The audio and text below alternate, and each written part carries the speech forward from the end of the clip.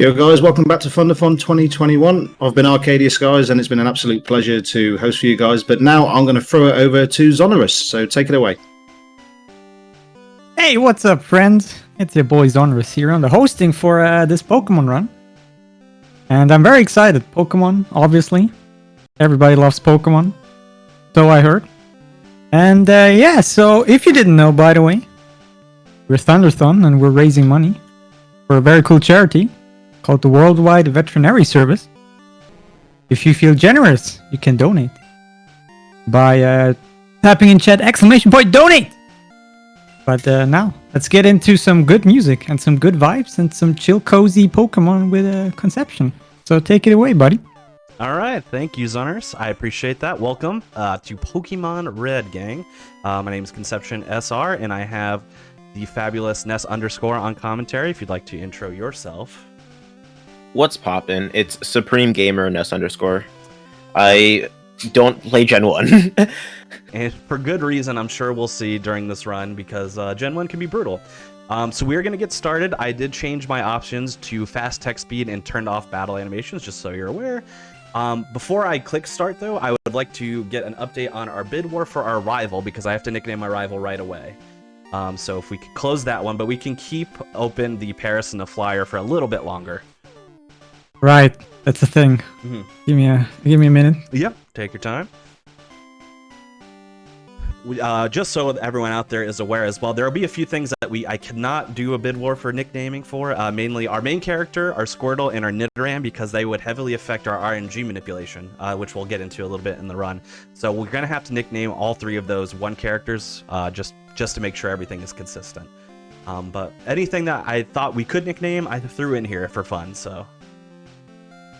Yeah, ready when you're. All right. So what's the nickname gonna be for the rival? The nickname for the rival is the one that won with quite the heavy lead, with a 124 pounds for GLaDOS. All right, GLaDOS. All right, here we go. All right, so I'm gonna start the game here. I'll give you a countdown, and then it's gonna be about like 20 seconds, and we're gonna nickname our rival. So the game is gonna start in 3, 2, 1, go.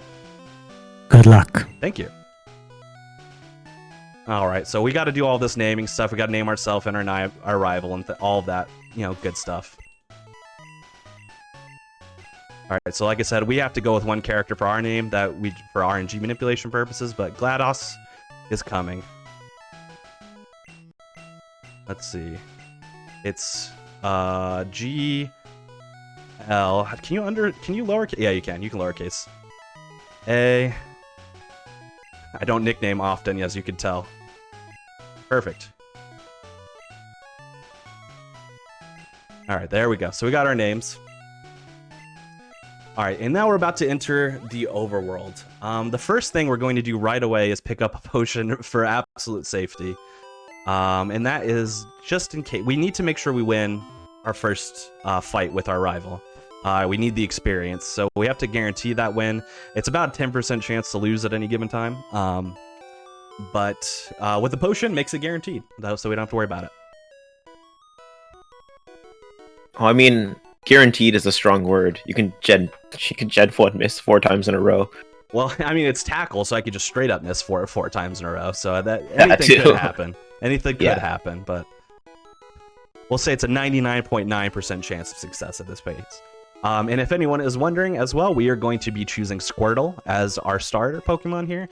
But Squirtle is not the Pokemon that we're going to be utilizing entirely through the run. That's not going to be our anchor. But we'll get into a little bit of that later on. Right now, we're going to be rolling with Squirtle, and we have to make sure, again, for RNG manipulation purposes, that is a one-character nickname there. So we just choose A because it's fastest. Straight up. What about the vastly superior I? Which you're gonna say is Bulbasaur, yeah?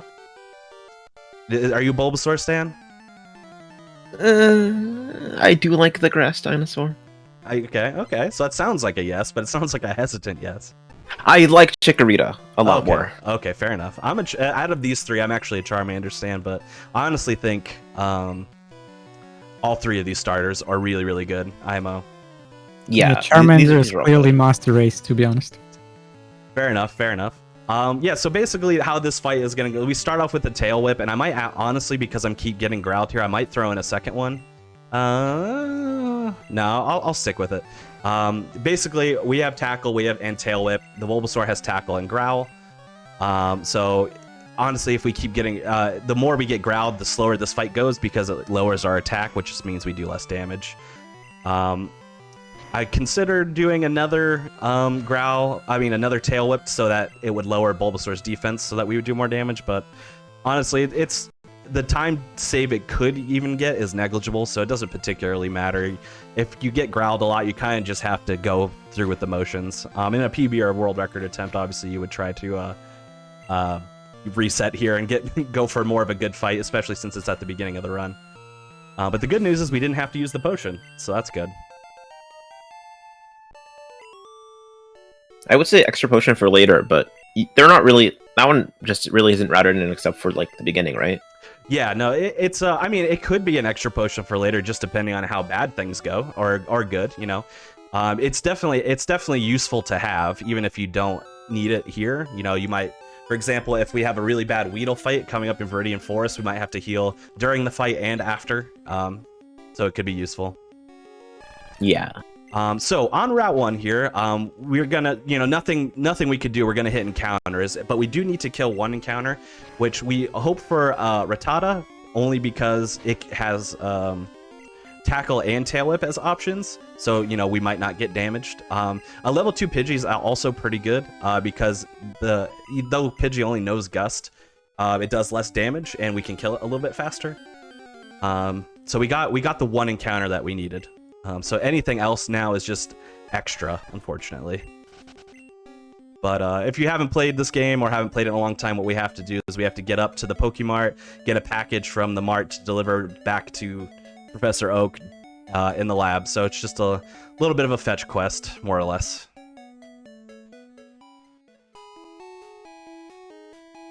We head back in here.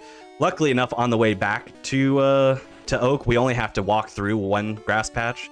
If I hadn't hit an encounter, I would take an optional second one because it's faster to walk through it, but you risk hitting an encounter. So you wouldn't want to if you'd already gotten your encounter like I have, so not worth the time loss if you hit another encounter. So we just hop these ledges, head this way, and we walk around this big grass patch. And back down. So since there's really nothing else going on here, we're about to go talk to Oak to turn in his package, and then we get a long dialogue sequence where we get the Pokedex and stuff like that. Actually, one thing I will say as we're about to head into the lab here is that you can either talk to Oak from behind or from the side for the fastest possible option. It's actually the same amount of frames to the frame, and the reason being is because your rival's going to come up here, which walks at about half the speed that you do. So if you talk to Oak from behind, the rival has less room to walk, but you have to walk extra. But if you talk to him from the side, the rival has to walk one extra tile, but you walked 2 less extra tiles. So, yeah, fun stuff. But other than that, we can just talk about some RNG manipulation that's about to occur, Ness, if you want to discuss that a little bit. Yeah, RNG manip in this game is pretty interesting. It's basically you just hard reset the game, and that basically seeds the RNG at the same place every time. So if you do the same inputs, I don't know if it's like frame perfect, but it should. I think it is. Like every time, then you'll get the same encounters.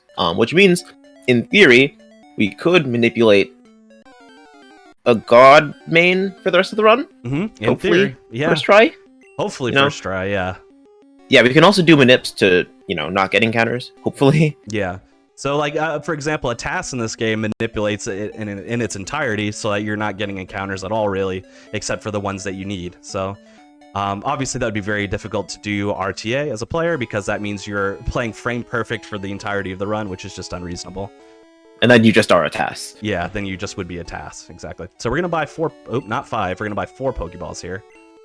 That's actually 1 extra than we need, but, for marathon safety, we grab 1 extra, and then I'm going to save on a very specific tile here, and then focus on doing this manipulation correctly. Don't do it. Thank you, thank you. Actually, one thing I'm going to do is I'm going to actually swap potions with Pokeballs there, and then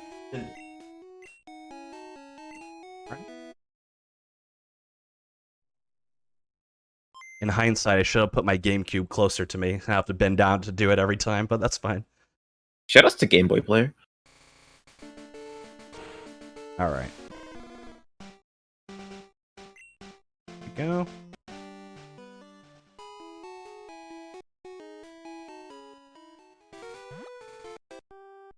All right, that seems right. Yep.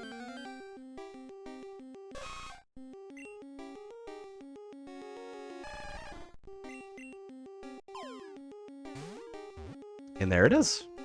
That was all manipulated, including the ball throw.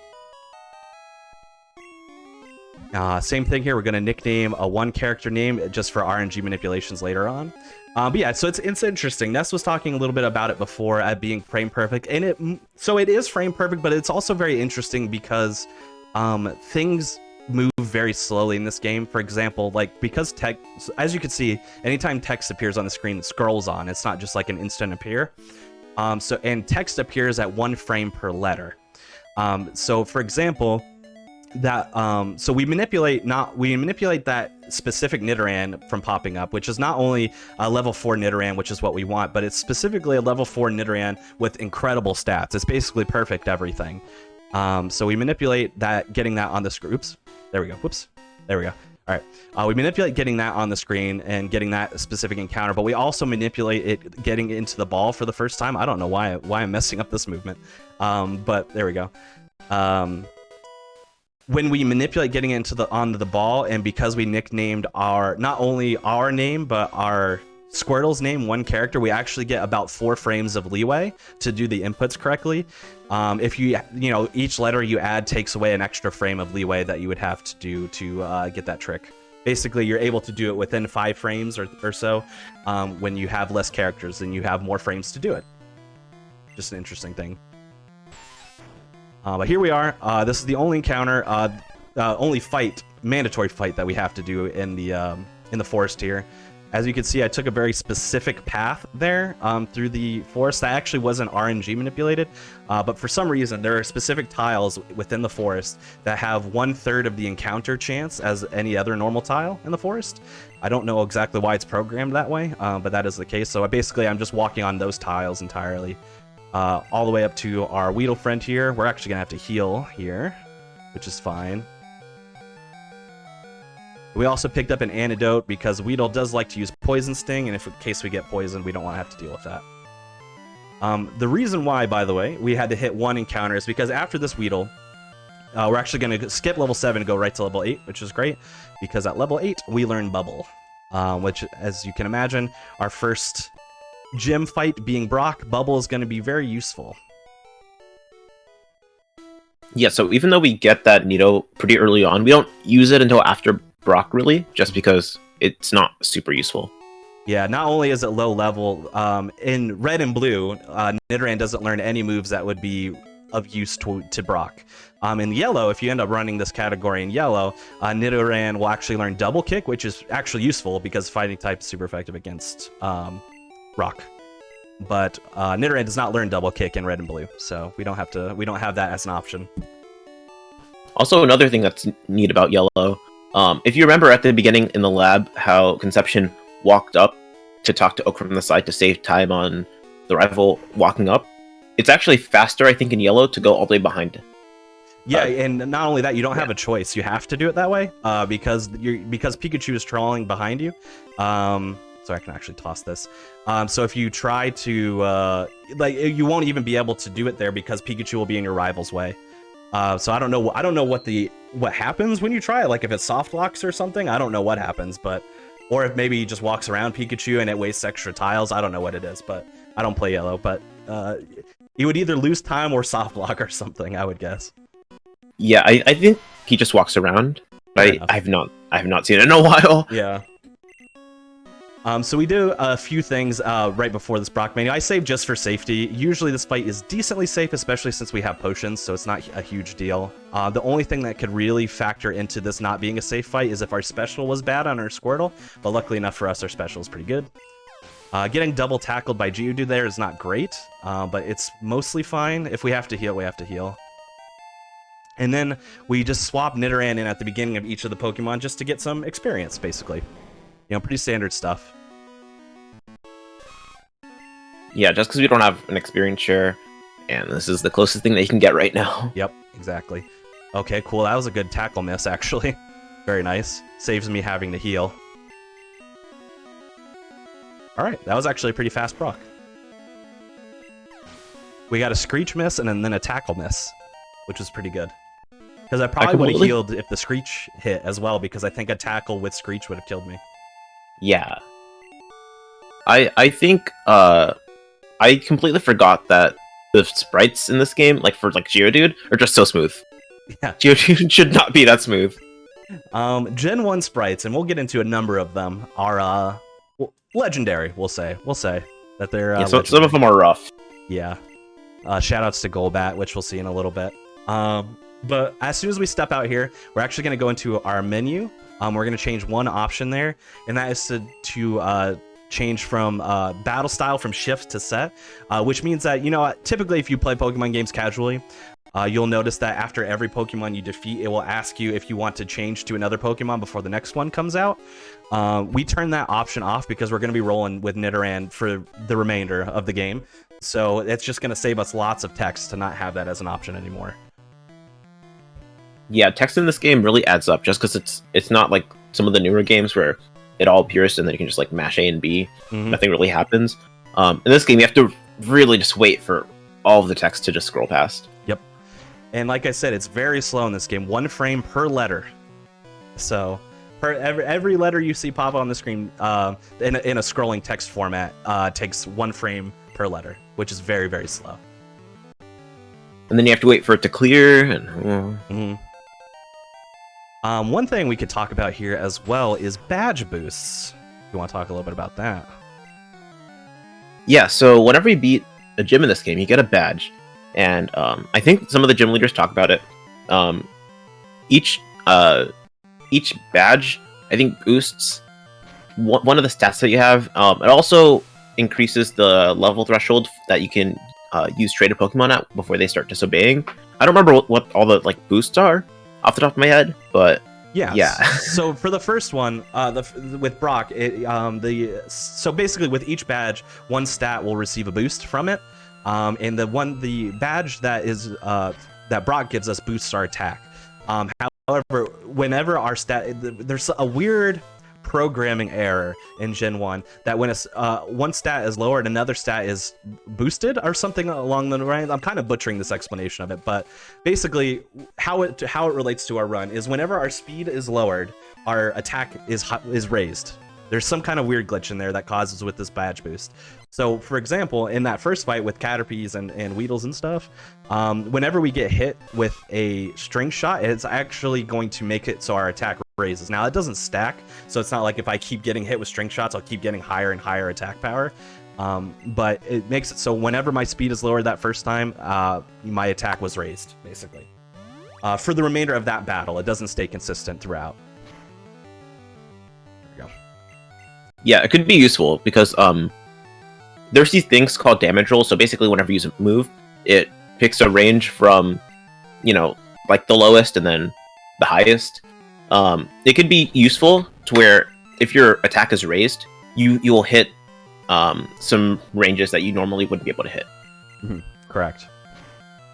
Don't do it? All right, good.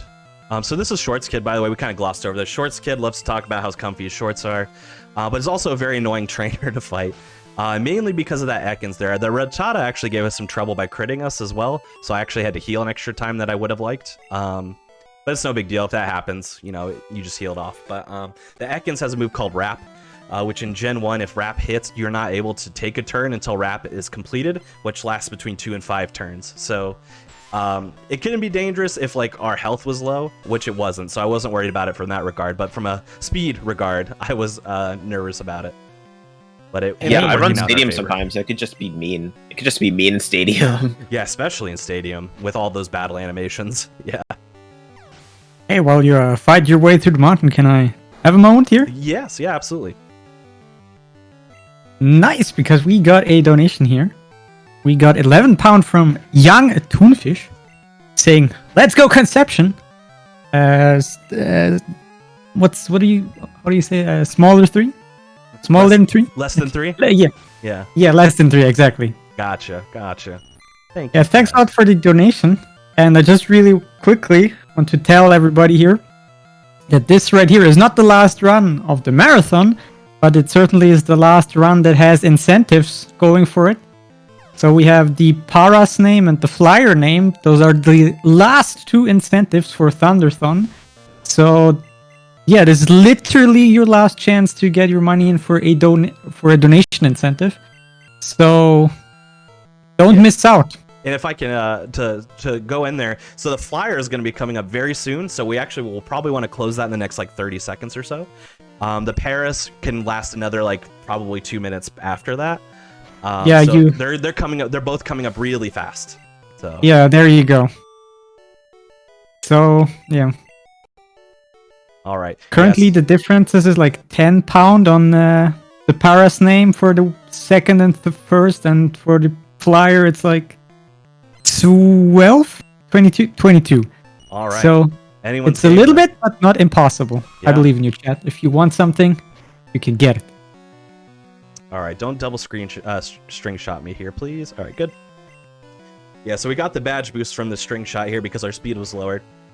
But if we gotten double string shot, we'd be slower than this Metapod here, which would just be annoying because all Metapod does is harden. But if it gets a turn first, then we do less damage because then its defense would raise before we got a chance to attack. So other than that, not too bad. So for our flyer, we should go ahead and close that. So if we could start getting up the nickname ready for that, because we're going to head right into this grass below us and catch either a Pidgey or a Spearow. I hope for a Spearow because it's a safer backup, but if it's a Pidgey, it's fine. So we're gonna hop down here. We're gonna walk around that trainer very strategically, and then we do it in this grass specifically because it's a 95% chance we're gonna get a flying Pokemon. So, and it is a Spearow, so that's nice. It's a level 8 Spearow, so it's a little beefy, but that's okay. All right, and then let's get that nickname ready for us, Sonorous, if you don't mind. Yes. All right, what's our flyer gonna be? The flyer name with a total of £36 will be Kazooie. All right, Kazooie, very good. Which is with 2 O's. Z-O-O-I-E, right? Yep. All right, exactly. Very good. All right, so now we got our flyer. Very good. And then, like I said, the Paris, you got another like minute or so, I would say, so we could start getting that one ready too, unless it gets snaked right at the end here. Coming up next is a very big RNG manipulation. I'm actually going to stop talking. I'll kind of let Ness explain it a little bit because it requires some focus. First, as soon as we hop in here, we're going to do a quick heal, probably 2 potions here. Yeah, we're going to do 2. And then we're going to do a save and quit, another RNG manipulation here. Geo? All right, yep, let's see how it goes. Yeah, so this Manip is really important because it saves a bunch of time. Almost exclusively just on encounters. So what Conception has to do is move basically just like tile perfect across the entire like map to like get to like where he needs to go to catch the Paris. Ooh. Spoiler alert. We are IGT'd. IGT? Oh, that sucks. So what that means, basically, is and I could have just kept going there. I honestly considered it, but because the encounter was so early, I decided, and it's more fun to show off the manipulation anyway. So what that means is with these RNG manipulations, there is some frames that they won't work for no reason. You can't control it; they just won't work. So we happen to save on exactly one of those frames, unfortunately. Which is super like unfortunate. I don't want to say unlikely, but kinda. But yeah. So what Conception has to do is move around. Hopefully he doesn't get IGT'd again.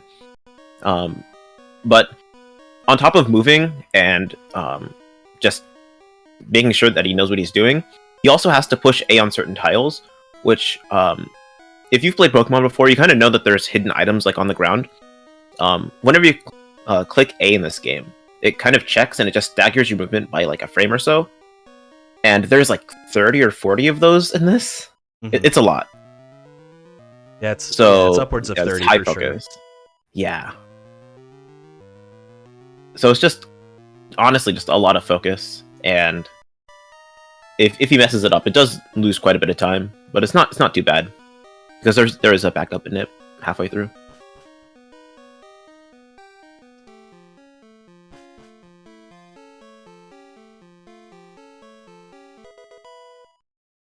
Okay.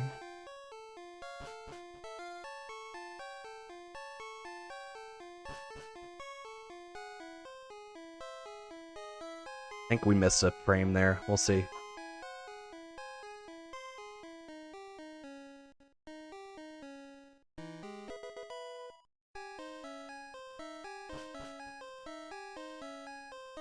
So far, so good.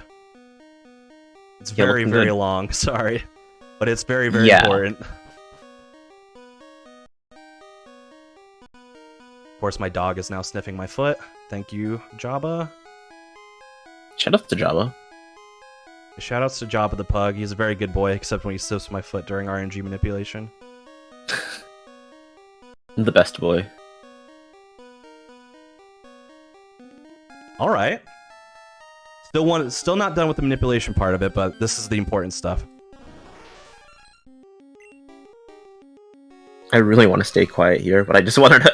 I want to let everyone know that this is the Manip Terrace. All right. The ball also I think is Manipped. Yep. What's the Paris nickname gonna be? Zoners? We got the winner is the name that makes the absolute most sense. It is Cutter. All right, Cutter. All right. Ooh, I almost moved without saving there, which would have been really bad. Just because this next trainer could be annoying, but phew, yeah, that went really well. Despite we got IGT, which lost us about 25 seconds in the reset of the game. But other than that, I did it perfectly afterwards, which I don't do often in marathons because it's a stressful manipulation to do. Fortunately. Yeah, I've never seen him do it perfectly in a marathon before. Yeah, it's super uncommon. Yeah, so we did everything right. So we manipped from the beginning of the cave, moving like Ness said, tile perfectly, as well as pressing A on very specific tiles.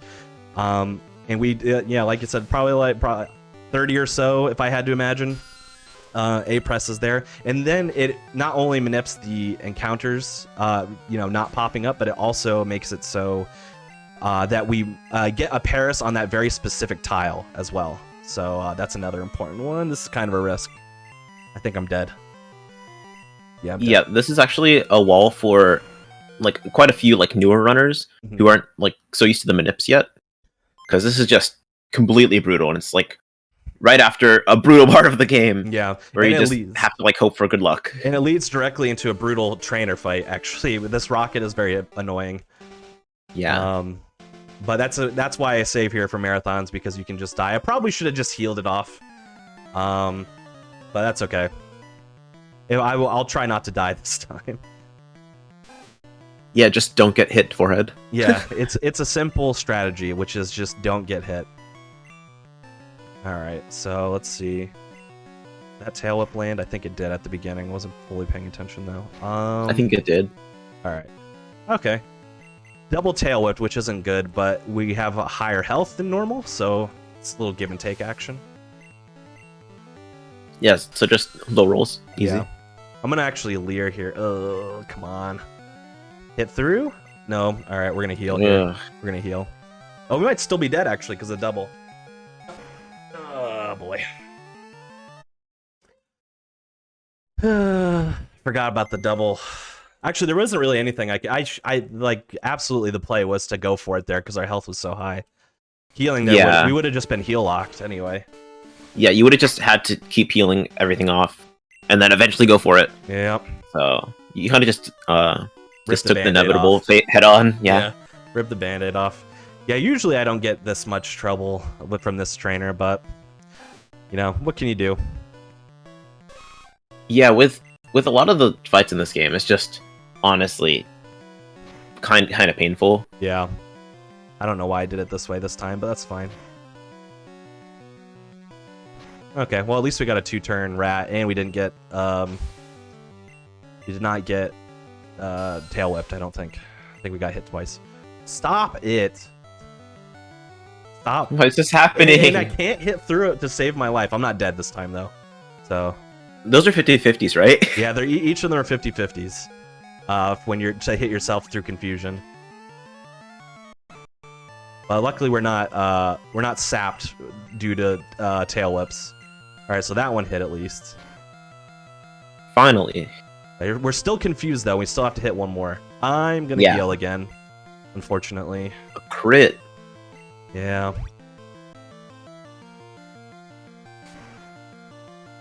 Jeez, I don't think a tackle's gonna kill there. We might have to hit 2 more. At least we're not confused, though.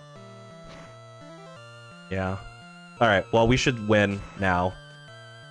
Yeah, you should be fine. As long as the tackle hits. Tackle is not a 100% accurate move, it's a 95% accurate move, so it could have missed as well. Yeah, it's a 95% accurate move, which means it hits, like, 75% of the time. Yeah, at best. Oh, come on. Insult to injury. We only have to walk, like, I don't know, like, less than 10 tiles to get to the next area we need to go to. And of course I hit 2 encounters here. This run's kind of looking like Gen 4. Yeah, I know. Ridiculous. Alright, so we just need to get to this tile. There we go. We could toss this Pokeball. We don't need it anymore. We're going to use a rare candy. And this, we're now going to get into the bread and butter of why Nidoran specifically is really good to do. So we're going to use the rare candy, bumps us from 15 to 16, which is going to evolve our Nidoran into Nidorino. So we got an evolved Pokemon, which is great. Already good start. This Nidorino can learn one of the TMs I picked up during my RNG manipulation, which is for Water Gun. Which leads also into another move that the Nidoran line has ridiculous moveset for some reason. Then Moonstone it, so that we evolve it from Nidorino into Nidoking. So now we already have a fully evolved Pokemon before Badge 2.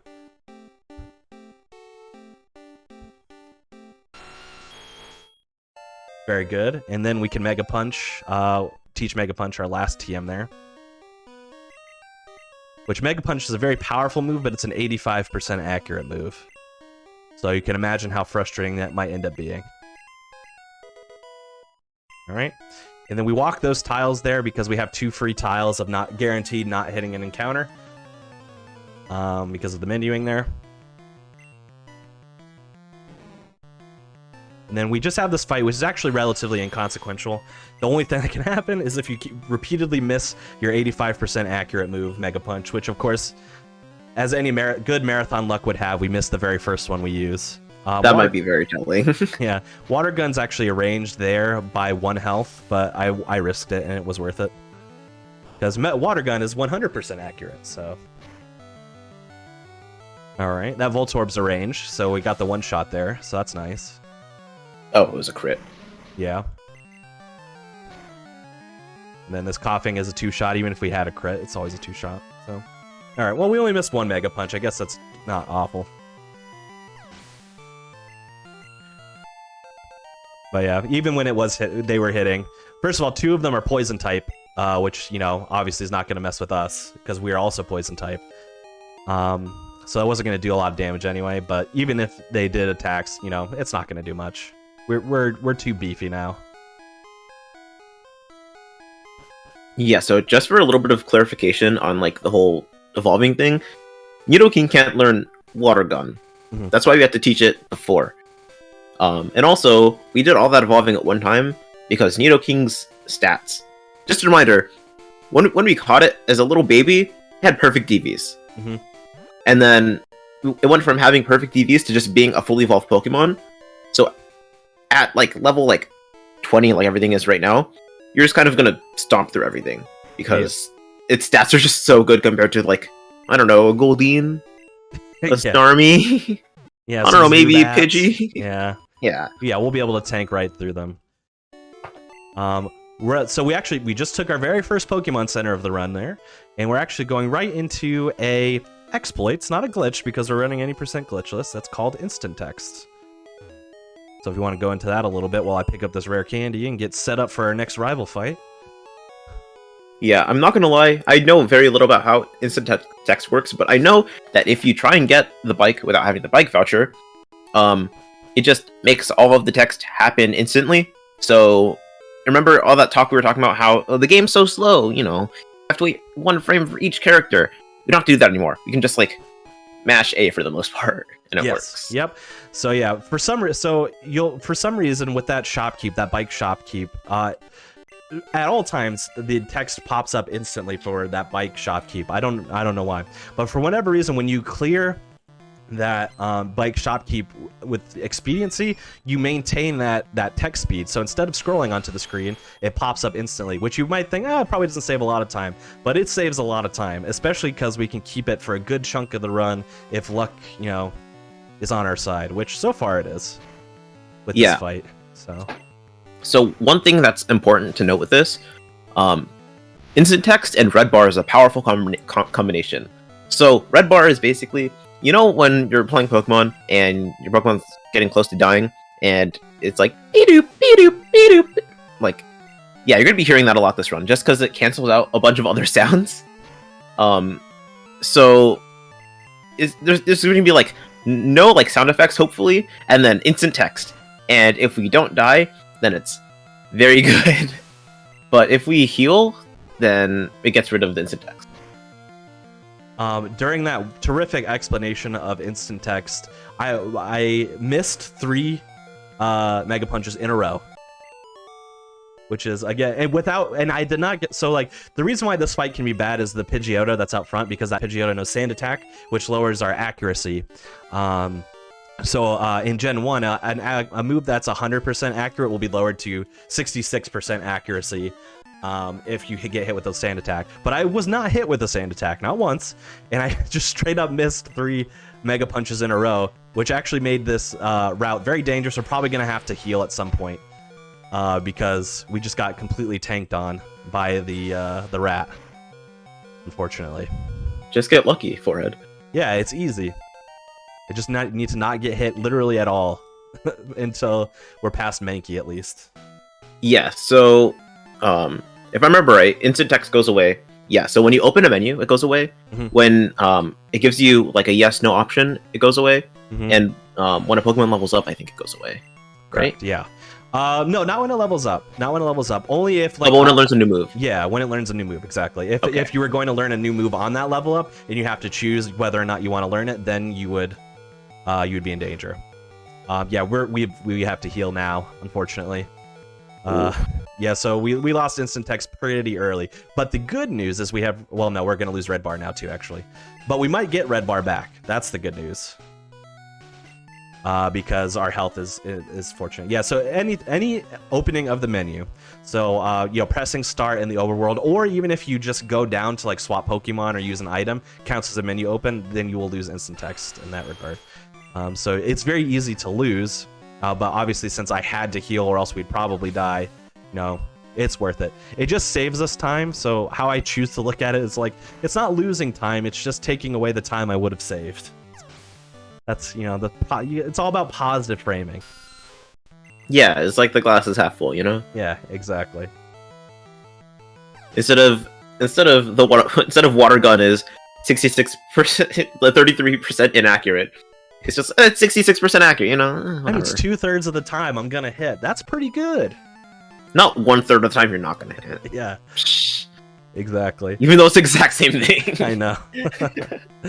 But yeah, the rest of Nugget Bridge, pretty inconsequential here, especially now since I've healed. Of course, I missed another Mega Punch. Thank you, game.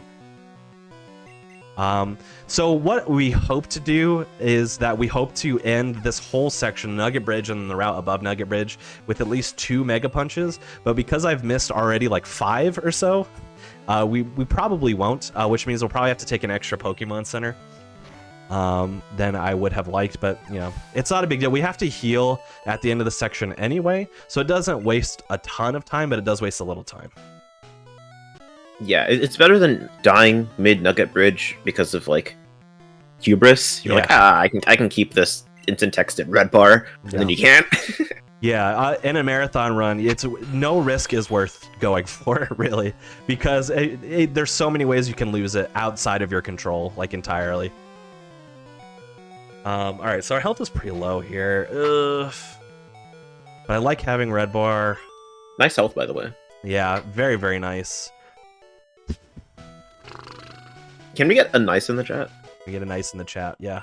All right, so I'm a little nervous. Only because we have to land a Mega Punch here. Actually, we probably need to land 2. And these ones we could die to. So let's see. So a little bit of hubris going on actually right now, if I'm being honest. A little bit of hubris. I respect it. Yeah. Gotta go for it a little bit. There it is. We're alive. Okay. Oh! We're alive. All right, it's fine. Everything is fine. This was all planned. That was Manip. That was Manip. Yeah, absolutely Manip. Wow, I thought Bite was got guaranteed kill from there. Okay. We're alive. I thought that it was gonna be guaranteed as well. Right. I don't know exactly like Gen 1 Manipulous like math, but I thought it was. I thought you were gone for. Yeah, I thought it did up to 6. I thought it did up to 6. So, oh, all right. Well, I thought it did 7. Oh, I don't know. I was just wrong. I don't know. Well, if it crit, obviously, it would have done more. But yeah. So we're actually probably pretty safe now because I had to heal again anyway. But this is basically as slow as this route could have gone because we lost instant text and red bar. So, I mean, we're not going to be able to really get it back, fortunately. But you know, the plus side is we're not dead, so that's pretty good. You know, I'll take it. So we learned water gun mainly for that trainer, and then not this trainer, but the next trainer after, because the next trainer after this has 3 Geodudes. So you know, we use water gun to take care of these rock types pretty easily. We're actually gonna toss it after this section. Oh jeez, the misses, come on. Alright, so we're going to have to horn attack the Machop, which is fine. We're probably going to have to horn attack at least one other Pokemon, but probably multiple if we keep getting misses at the rate that we are getting missed with this Mega Punch. I was trying to keep a count in my head as how many I've missed. I think we're up to 8. That's so much. It's 7 at least. It's at least 7, and it might be 8. We missed way too many. So that's unfortunate. But yeah, we're just carving through a couple extra trainers. Do we happen to have any donations, plugs, and I know we don't have any more incentives, but anything else we want to talk about, Daenerys, while we're getting through these? Yeah, sure. There's a few things I could talk about. So, yeah, first of all, thanks everybody. So far, we have raised 1,740 pounds, which is just slightly above the total of our winter marathon. So thanks everybody who has donated so far. You guys are pretty cool.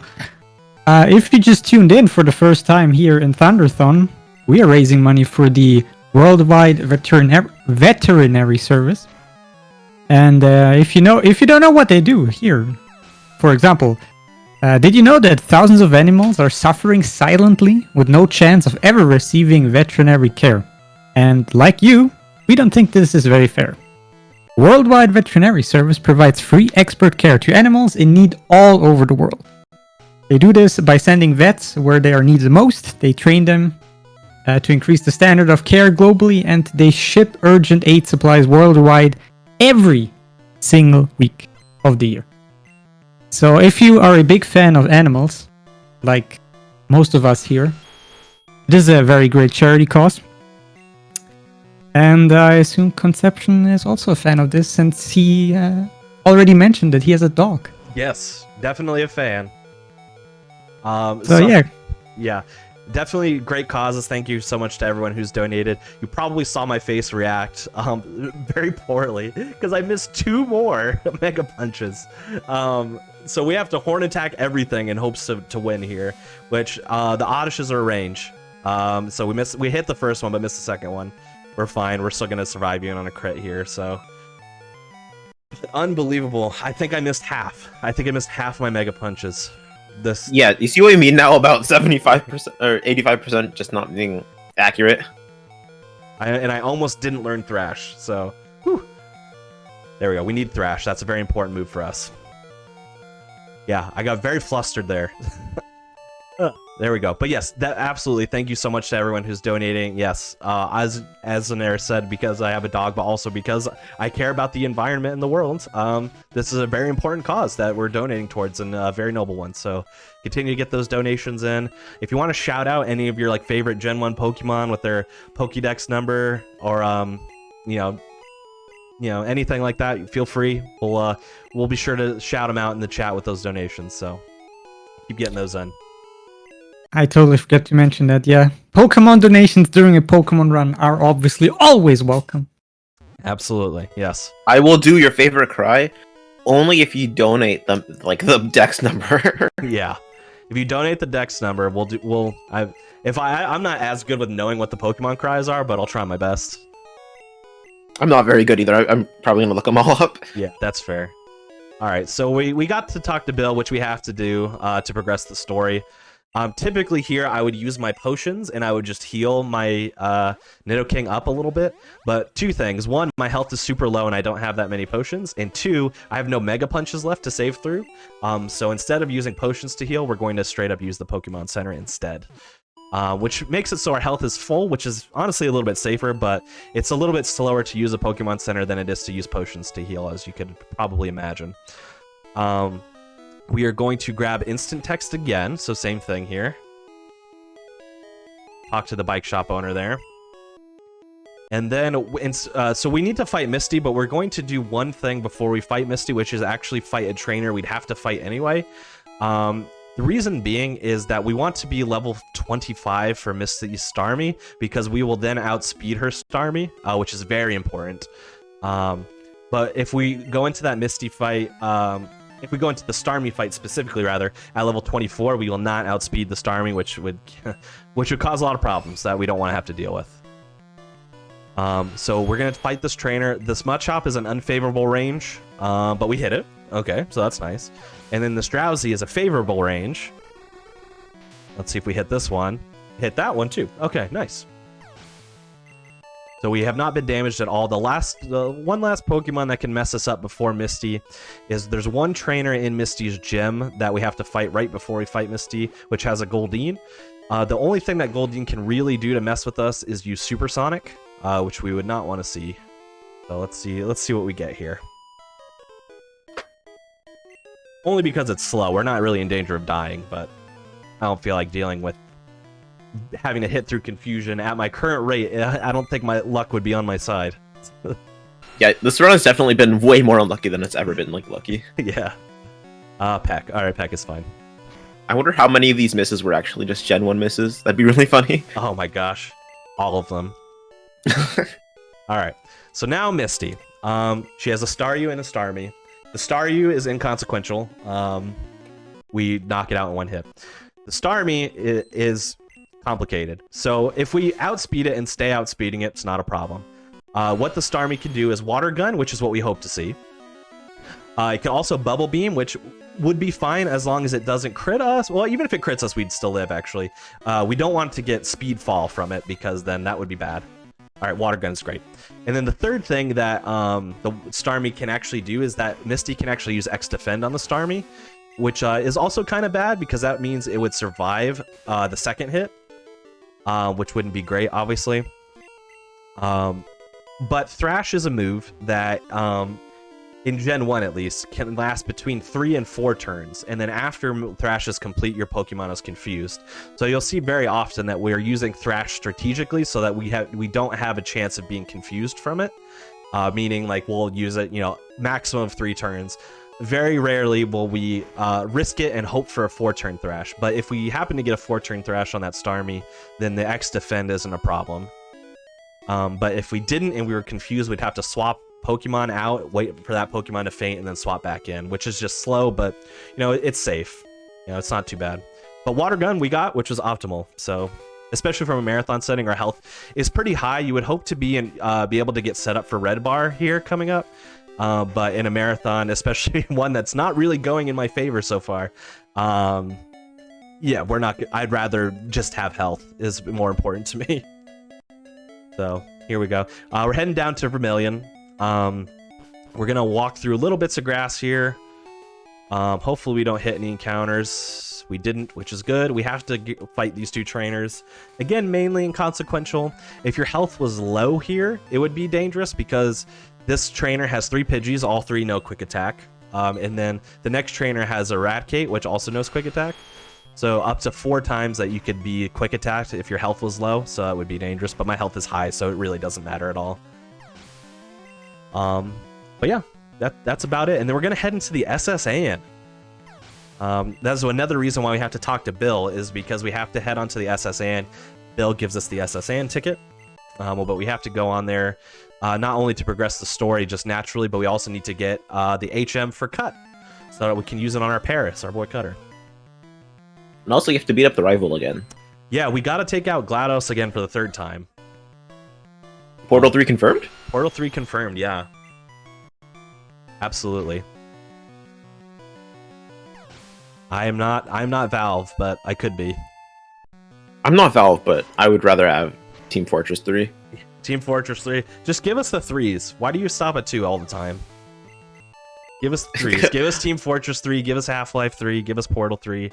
Come on. At this point, I'd honestly just like take, like Team Fortress 2 Episode 1. Yeah. Honestly, yeah, I'd be down. But yeah, so we head on the SSAN. If you played this game casually, oh, by the way, we still have instant text from all the way back before Misty. We still have it because we haven't had to menu for anything. But if you remember SSAN, at least how I played it as a kid, it's massive. You can go in all these rooms, you can fight trainers, you can pick up items, and it's a great time. And we don't do any of that. We skip by everything we need to and only do the bare essentials, which is fight our rival and then talk to the captain to get cut. That's all you got to do. The rival is only a little bit annoying. It's more, the lower your health is, the more scary it is. But because my health is so high here, the only thing that could really annoy us is, again, the Pidgeotto using Sand Attack at the beginning, which we hope not to see. But we'll see if we can get any lucky parts in this run. Gus. Never mind, we crit it. It's all fine.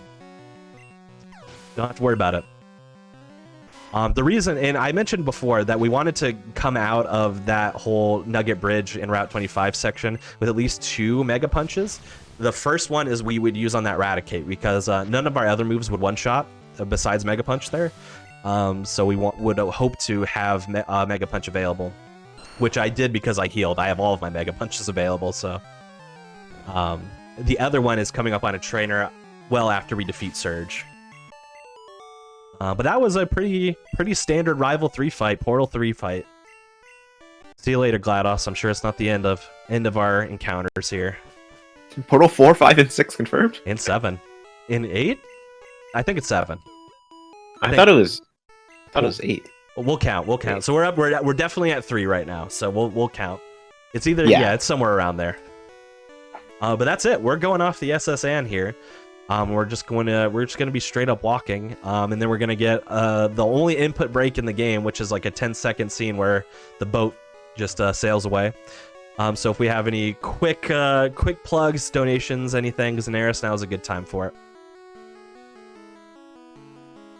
All right, hey, let's see. So yeah, so far we're still at 1740 total, and yeah, as we mentioned earlier, we don't have any more incentives, which is sad to me. But hey, we can just make up our own goals. How about, for example, 10 more pounds and we reach 1750? And I personally would really like a 1777.77 total amount. That would look really cool. So yeah, let's just say let's make 1777 and 77 by the end of this run. How does that sound, my friends? That sounds like a goal. I think that sounds extremely reasonable, and all of those extra 7s might help turn my luck around. So let's get that in, please. Yeah. All 7s for luck. Yeah, 7s for luck, please. Yeah, absolutely. So we now no longer have instant text because we had to we had to get some shopping stuff there, which doesn't matter because we have to menu here anyway to teach cut. But we also teach Bubble Beam to Nidoking, another ridiculous move that Nidoking probably shouldn't know, but can learn. And then we also teach Cut and Dig to our Paris. Also very important. And we have our third and final RNG manipulation of the run, but this one is the easiest by far. We'll talk a little bit about it after I've completed it here.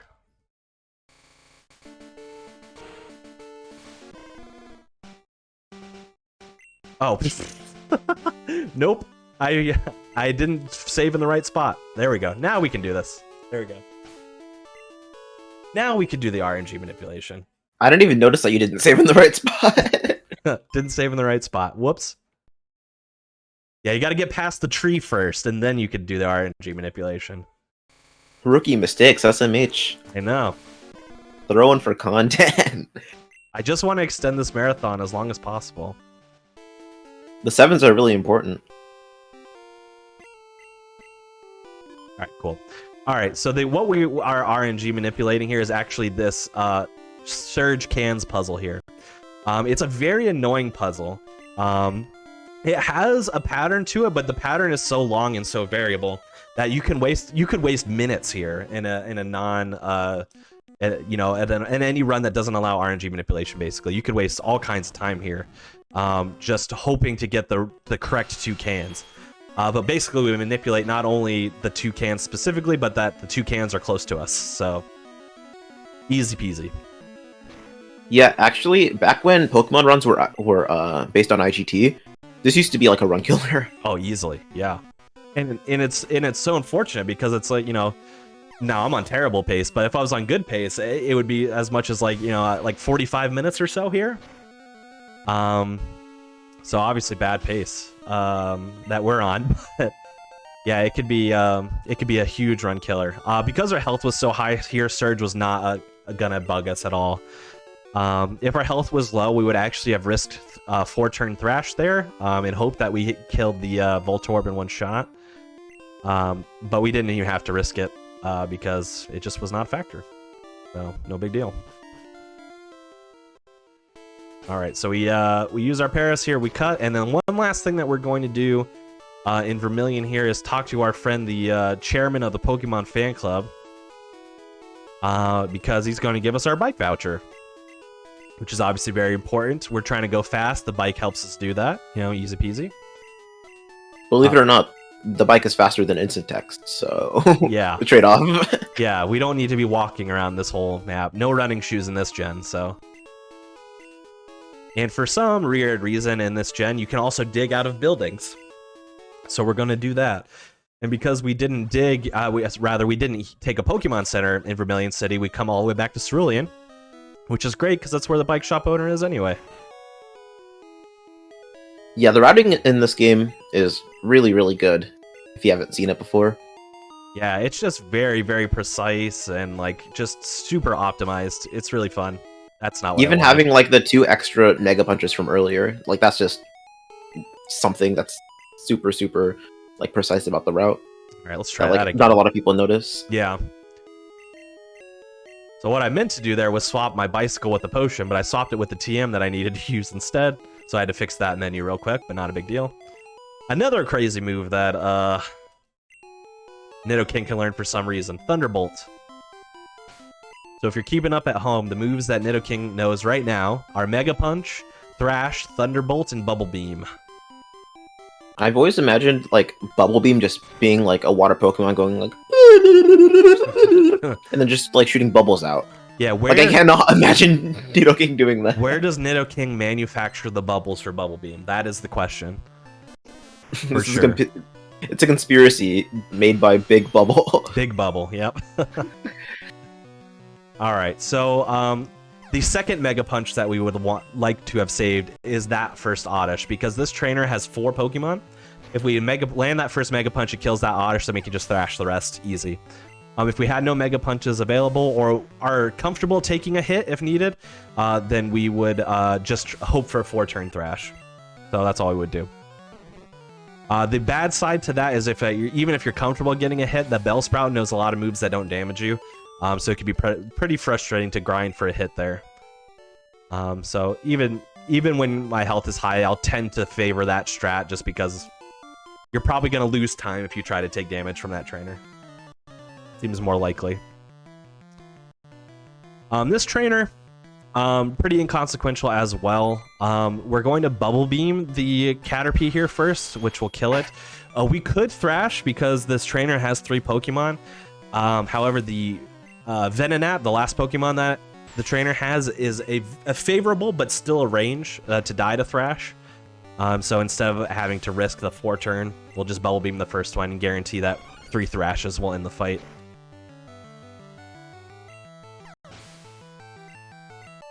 Yeah, there isn't a lot going on for this middle section until like Rock Tunnel, and then everything goes bad.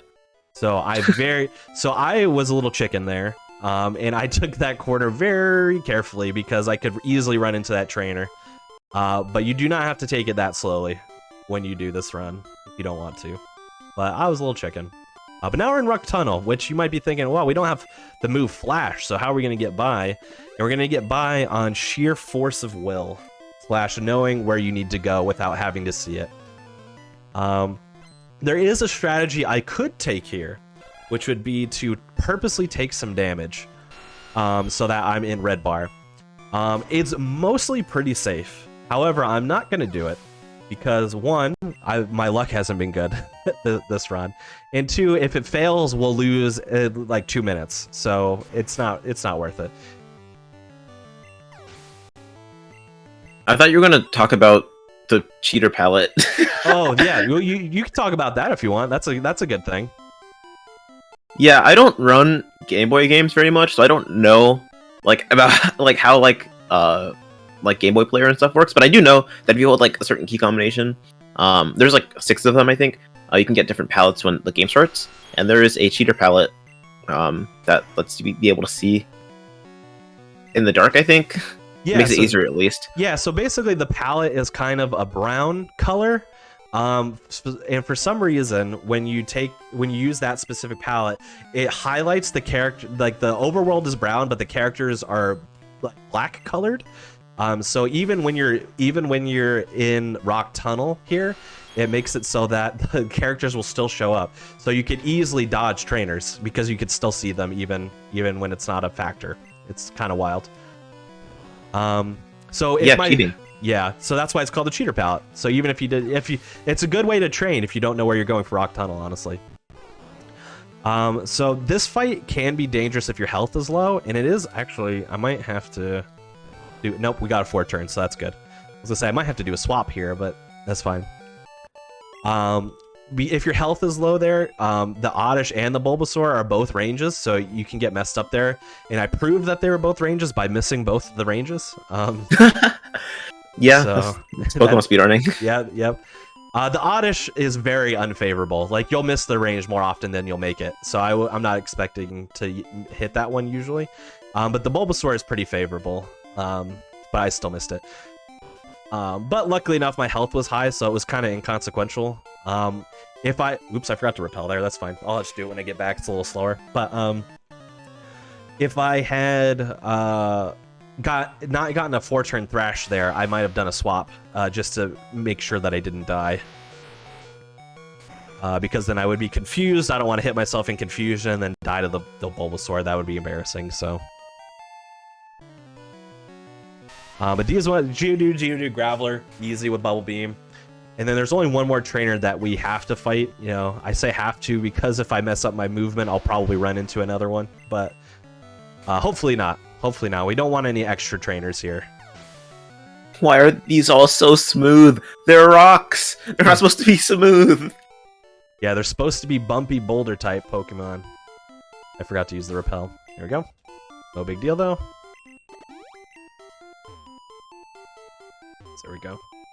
Alright, here's the last trainer we have to fight, which has like, I think it's Pidgey, Oddish, Meowth, if I remember correctly. They all 3 died to Thrash. So it's inconsequential that Pidgey does have quick attack, so if my health was low, that would be scary, but my health's not low. It looks like it's low, but it's not low. I'd actually wish my health was lower because then I'd be in red bar. So red bar occurs when your health is less than 20% or less, I should say. So I'm literally 1 HP off from being in red bar. But now I got quick attacked. So now I'm in red bar, so that's nice. Let's go red bar. Gamer strats. Yep, there you go. All right, and then we are out of Rock Tunnel. Very good. I was almost like hoping that you like would talk about some of those fights that you can just get like completely like boned on, and then it didn't happen. And I was almost surprised because you're getting so unlucky earlier. Well, so the only fight that can go wrong in that one, by design, we'll go into Gen 1 misses here in a second. The only fight that could go wrong is the Oddish and Bulbasaur fight, which arguably did go wrong. But usually you would go in with a lower health there, so I wasn't as worried. But the other fights, everything dies in one shot. Every other fight in there would die in one shot. Unless you Gen 1 miss, which a Gen 1 miss, if you're unfamiliar with this game or its mechanics, for some reason, even if a move is 100% accurate, there's a 1 in 256 chance that the move will miss. Even if there are no, it'll just fail an accuracy check for no reason. So nothing is truly 100% accurate in this game.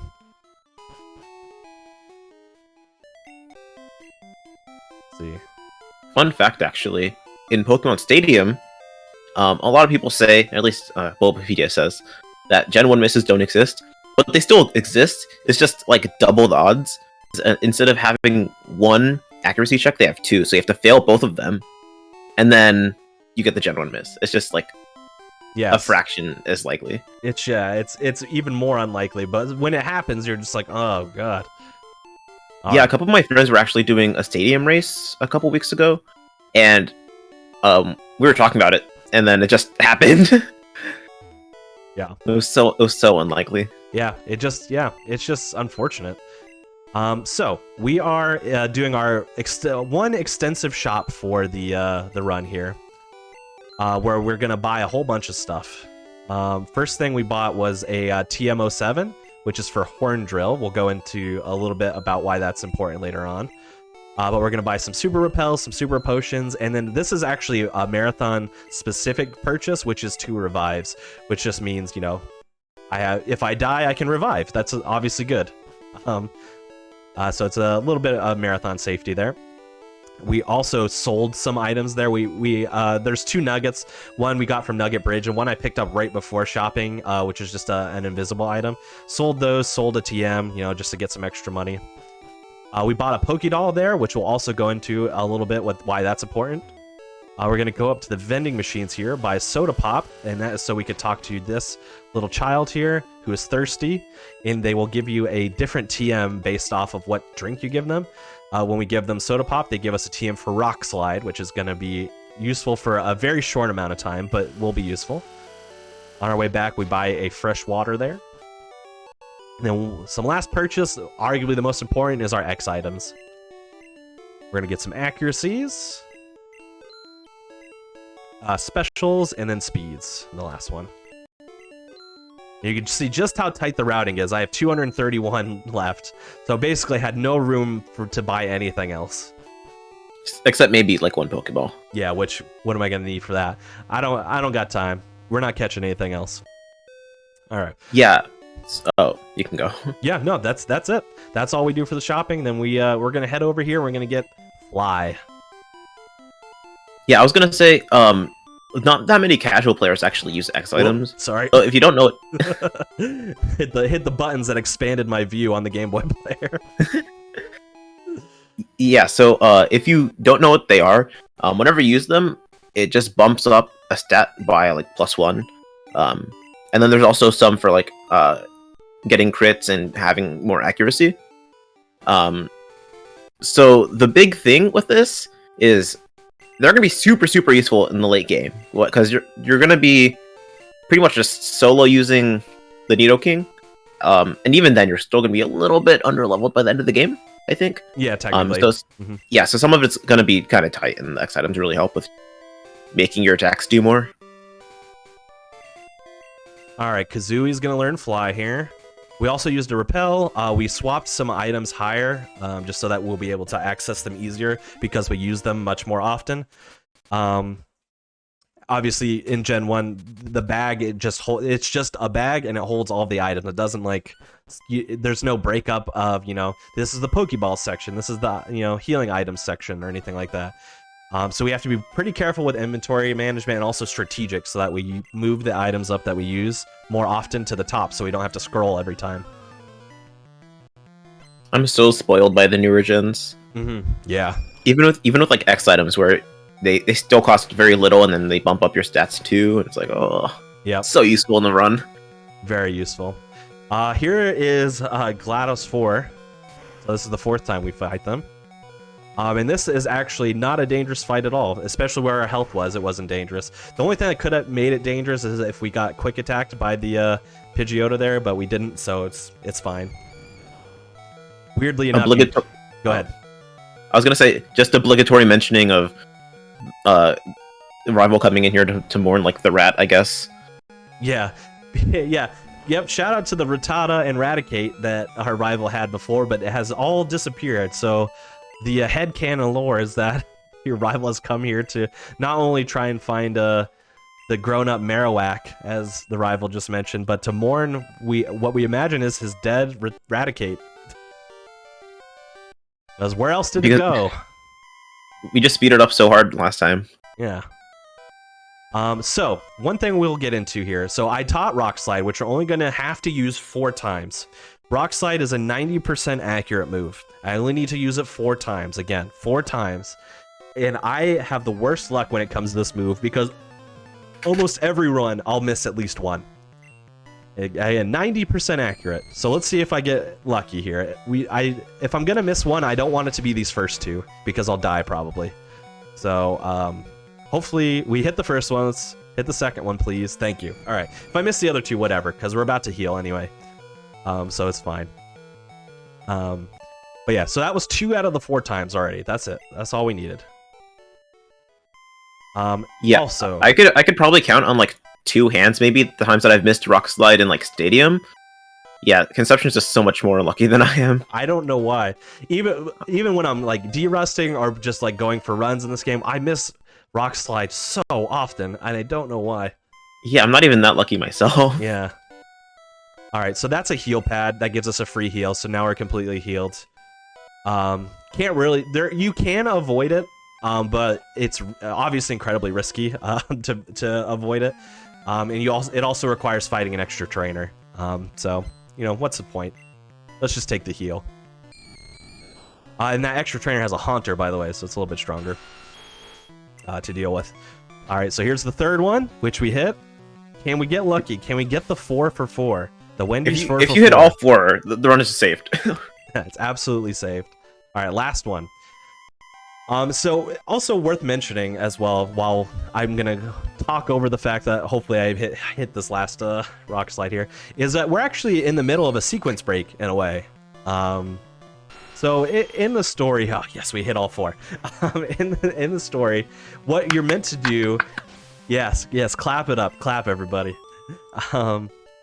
What you're meant to do is you go into Celadon City there, you go into the game corner, you go into the underground rocket lair, you do all this stuff, you fight Giovanni for the first time, and then you get the Sylph Scope so that you can see the ghost Pokemon in here. But we sequence break that a little bit by doing something else entirely. So we use a repel rather, so that we don't encounter any Pokemon besides this Pokemon, which is guaranteed to pop up. Now, usually there's nothing we can do. We can't fight, we can't catch it, we can't do anything. But we did pick up one key item, which is the Pokédoll. And if you're unfamiliar with what a Pokédoll does, it guarantees your escape from a Pokemon. So when you use the Pokédoll there, you can escape that guaranteed encounter and move on past it. So you can skip the whole game corner section. Now, this is, one, it's not a glitch, obviously, because we're not doing anything outside of the game's mechanics to make that happen. But two, it's also guaranteed by the developers as a way to proceed with the game. Probably about a year or so now, the yellow source code got leaked on the internet. And within that source code in the developer's notes, it mentioned using the Pokédoll as a way to get around going to the game corner. So it is a developer-intended way to progress the story. And it saved us a lot of time, so it's worth doing. Yeah, by a lot of time. I don't know exactly how much, because I've honestly never done the red game corner. I think it's 10 minutes, at least. Yeah, I was thinking it was like 10, 15. Yeah, between 10 and 15, I would say is safe. Yeah, and if you get unlucky, then it's like 25. Yeah, because there's a lot of rocket trainers and stuff that you have to fight there. Here's going to be the first use of our first X item, which is X accuracy. If you want to talk a little bit about why X items, especially X accuracy, is broken in this game. Yeah, so X items in general, like I said before, they bump up your stats by 1. But if I remember right, X accuracies bump up your accuracy not by like a stage, but by like a lot more. I don't remember the exact amount. Well, but so the reason why it's specifically broken is it doesn't up at one stage like it does in every other gem. It makes it so that your accuracy becomes 100%, no matter what. Yeah. Yeah, so including Gen 1 misses. It makes it so you can't Gen 1 miss as well. Yeah, so, it just makes it so it doesn't do the check anymore. Yeah, so in other gens, it will just improve your accuracy. So say you have a 50-50 coin flip move. It will improve it to, say, like 67% or something like that. It'll improve your accuracy. In this game, it doesn't matter whether or not a move is 100% accurate, 50% accurate, whatever the case may be. It will make it so that that move is a 100% accurate after you use an X accuracy, which is what we do to exploit a lot of this game, because we have Horn Drill, which I taught to my my Nidoking here, which is a 50-50 move, but it's a guaranteed one-hit KO. No matter what typing, no matter what. It will guarantee one-hit KO. But because it's 50-50, obviously that's, it's a very high-risk, high-reward move. But when we use X accuracy, it becomes a 100% accurate move. This game is pretty broken. In any other Pokemon run, it would have to be like use 3, and then you can start using it. But in this game, it's just you use one X accuracy, and then you're set for the rest of the fight. Exactly. The only thing limiting you is PP. Yep, which obviously Horn Drill only has 5 PP, so it's not very good, but we do what we can. If we're sticking with the Portal references, we do what we must because we can. We do what we must because we can. Yes, absolutely. All right, so we heal here not because our health is low or anything, but one, because it gives us, our Horn Drill PP back, which is great.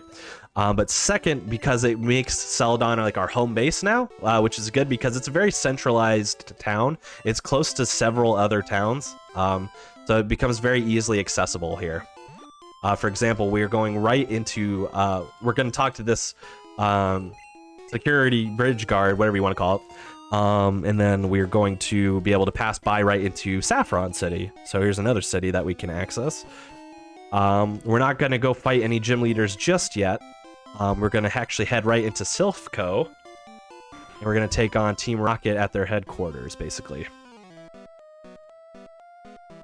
I never realized this because I never took an actual look at the guard sprite, but it looks like the guard's just squatting, arms extended out a bit, Yeah, the guard sprites are a little strange. We'll see plenty of them, especially when we're heading towards Victory Road, because we're gonna have to talk to 8 of them. But the guard sprites are a little weird. We pick up that hidden elixir there. We're gonna be using elixirs a lot in the end, late, mid to end game sections.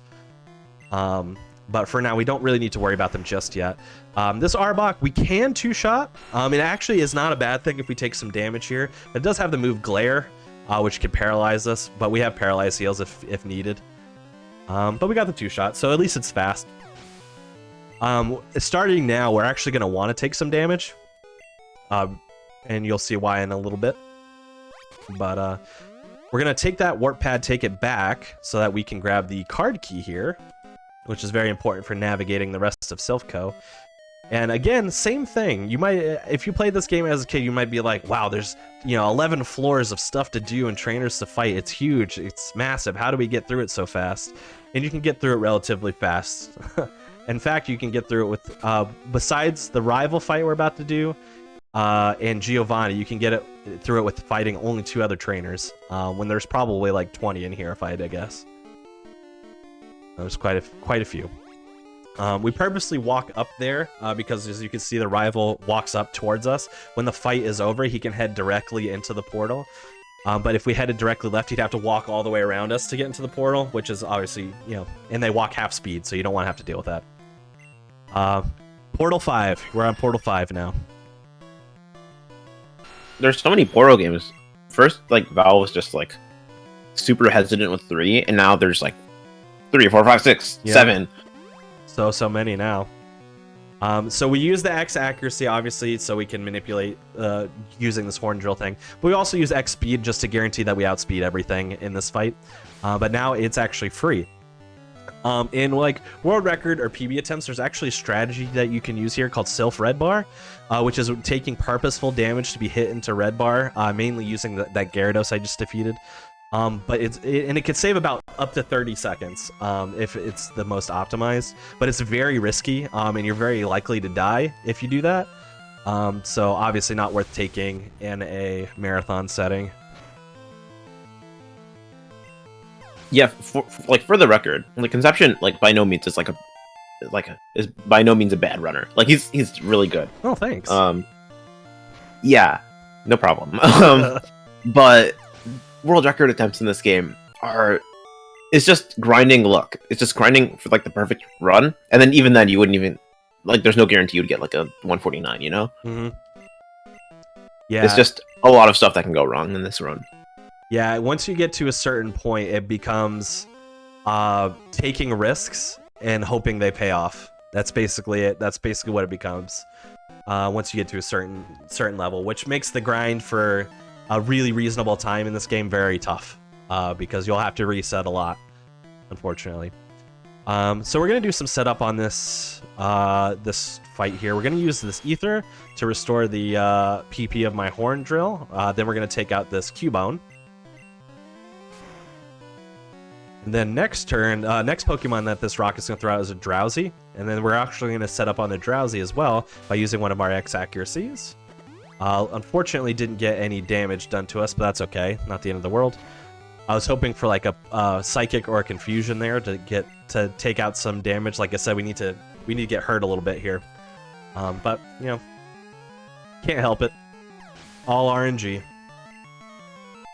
By the way, Conception, I have a question. Yes. About the speedrun. Mm-hmm. What the heck? We're like an hour 20 in. You have like 3 batches. What the heck?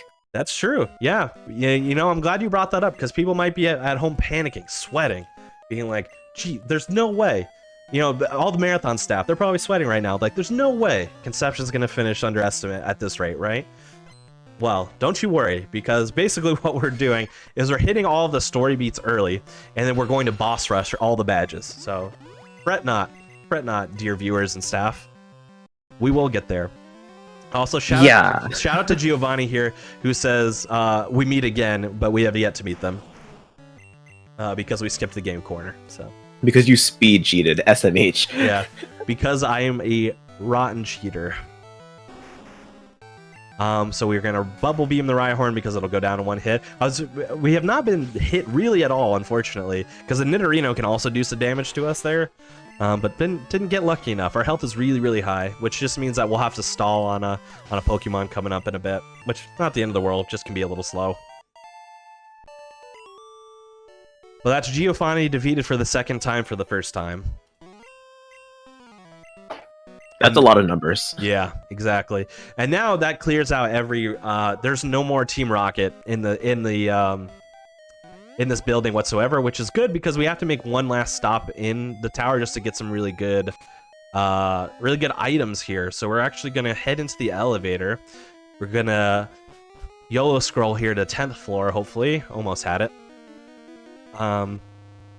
And then on the 10th floor, we're going to pick up 2 key items here. The reason why it's important to do this afterwards is because there's actually a trainer here you would have to fight if you did not clear the rockets first. But we're going to grab TM26, and then we're going to grab a rare candy here. And then, weirdly enough, we can dig out of here too.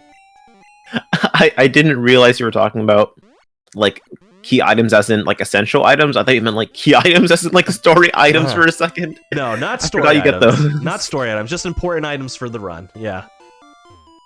All right, and then shoutouts to Snorlax, who we're going to interact here with a little bit. We're going to use a repel here. We're going to do a move up of our rare candies, and then we're going to use a Pokeflute. Fortunately, we have no reason to catch Snorlax or defeat it or do anything, so we're just going to run from it. But at least we get to see the big Chungus. We get to see the big Chungus. Plus, that sprite is cute. I like that little Snorlax sprite. Very good. All right. So now we move on. The reason why we use the rappel here, so we're actually about to head onto Cycling Road here. So we're automatically on our bike. But we're going to head specifically into this grass area because there's a hidden rare candy right there, which we're going to use. So that's the reason why we use the rappel there. And then actually it's just going straight down. And in fact, because Cycling Road makes it so you have to be on your bike, I actually don't have any inputs here. I'm just waiting for the game to move me down as fast as possible. An auto-scroller. It's an auto-scroller. It's a Pokemon auto-scroller, if you will. Until here, and then you have to move over. And then we head down a little bit farther. And then now after we hop this ledge, now we have, now we have to control it, unfortunately. How hardcore do you have to be be a 10-year-old that just jumps off of ledges with bikes? I wouldn't do it. That's mega X Games. I would never. I'm too afraid. I definitely wouldn't. All right, so Team 26 is Earthquake, which we're going to teach to our Nidoking right now. We're almost at our final moveset for Nidoking, actually. We also moved up our X specials for later on, just because that's going to be an item we use, and we used a Repel, because we're actually going to head into the Safari Zone here. Alright. Use our good Paris Boy Cutter. You might be, it's a little weird, honestly, that we use a Repel when going into the Safari Zone, but we have no desire to catch Pokemon here in the Safari Zone. We just need to get to the end to get the Gold Teeth, which is important for the story, but also we can get the HM for Surf here as well. So we're going to grab those because that's going to be very important. This is actually honestly one of my favorite points in the run because you just get to free move on the bike and just have a good time. It's nice. It's pretty chill. No trainers. You're not going to run into anything. You just got to use some repels. Yeah, actually, I was remembering this. Just a fun piece of information. There's a glitch that you can actually do with the Safari Zone where if you activate the Safari Zone and then are able to get out, you can expend your step counter so that your steps run out while you're on a ledge, and then it gets you sent back, and then you're out of bounds once you get sent back. I forgot what it's used for, but it's neat. I never knew about that one, to be honest. Oops, never knew about that one. All right, so we talked to our secret friend here. Get our Surf HM, and then we are going to pop out here by digging out again. Which takes us back to Celadon, so we might be like, oh, geez, that's rough. But then we can just fly back to Fuchsia. Unrough. Fly back to Fuchsia, and now we're finally going to head into our 4th gym. So fret not, friends. All right. So, this is Koga's gym, Oh, whoops, I forgot. I'm supposed to fight this trainer anyway, but it's faster to talk to them, that's all. Because then you don't have to wait for the exclamation point encounter thing and then have them walk towards you, but it doesn't really waste much time. There's only 2 trainers we have to fight in this little maze section, so it's not too bad. The first trainer we're just going to take out straight through. The second trainer is the one we're going to stall on to take some damage. While we're stalling for damage, I do also want to mention another fun fact. Back in the day, there was a Super Monkey Ball 2 custom level where it had invisible walls, and it had the same exact layout as this gym. That's awesome. Did it have the same design of the room too? Did they flash back to the GB sprites and all that?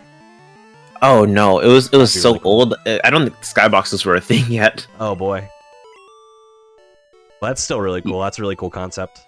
Yeah, it was just a flat floor with just invisible walls. It was cool.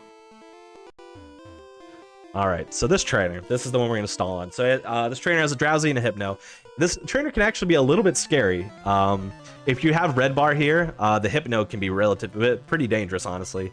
I'm not scared at all because we have Revives and our health is super high, so it's not really nerve-wracking at all. We're going to take out the Drowsy first, just one shot. And then the Hypno is the one we're going to stall on. Hopefully we get something actually, we're going to have to hope for Confusion here to do 1 shot of damage, or 2 headbutts. So we'll see what we get. All right, so we got Headbutt. That's unfortunate, because we have to do another one. Disable. Don't do Earthquake. Yeah, it's fine. Jeez, you're not cooperating. I have to actually stall using the... where's the flute? There's the flute. I have to stall using the Poke Flute right now because this does not want to cooperate. Epic backup strats. Yep. Now that's a catchy tune. No, we got to do another one. Now there's the confusion when my health is at its lowest. Ha! What a joke. Okay. We're not supposed to die there. But that's fine. It still gets us to where we need to be, so it's not the end of the world. It's so unfortunate. Actually, I probably shouldn't have swapped to this one, but that's fine. I didn't heal, though, so I don't know what I'm doing. That's fine, we didn't die anyway. Okay, so let me use one of my revives. I was about to say it, but I was like, it's probably not going to crit, so it's fine. I was going to say, if this confusion crits, we actually are pretty likely to die here. And then we did. It's not the end of the world, though, because using revive puts us in the health range we need to be in anyway. Just as slow.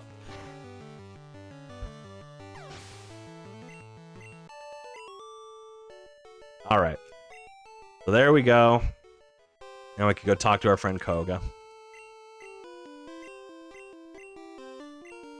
Yeah, I heard this fight was actually kind of dangerous as well.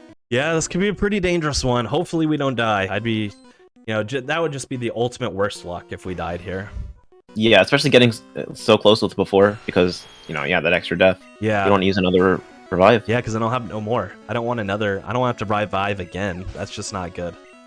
Yeah, because then you're going to have to buy more, maybe. That's going to be weird routing, you know? Honestly, real talk, I might have to revive the Spearow I just killed. Because I might need it for later on.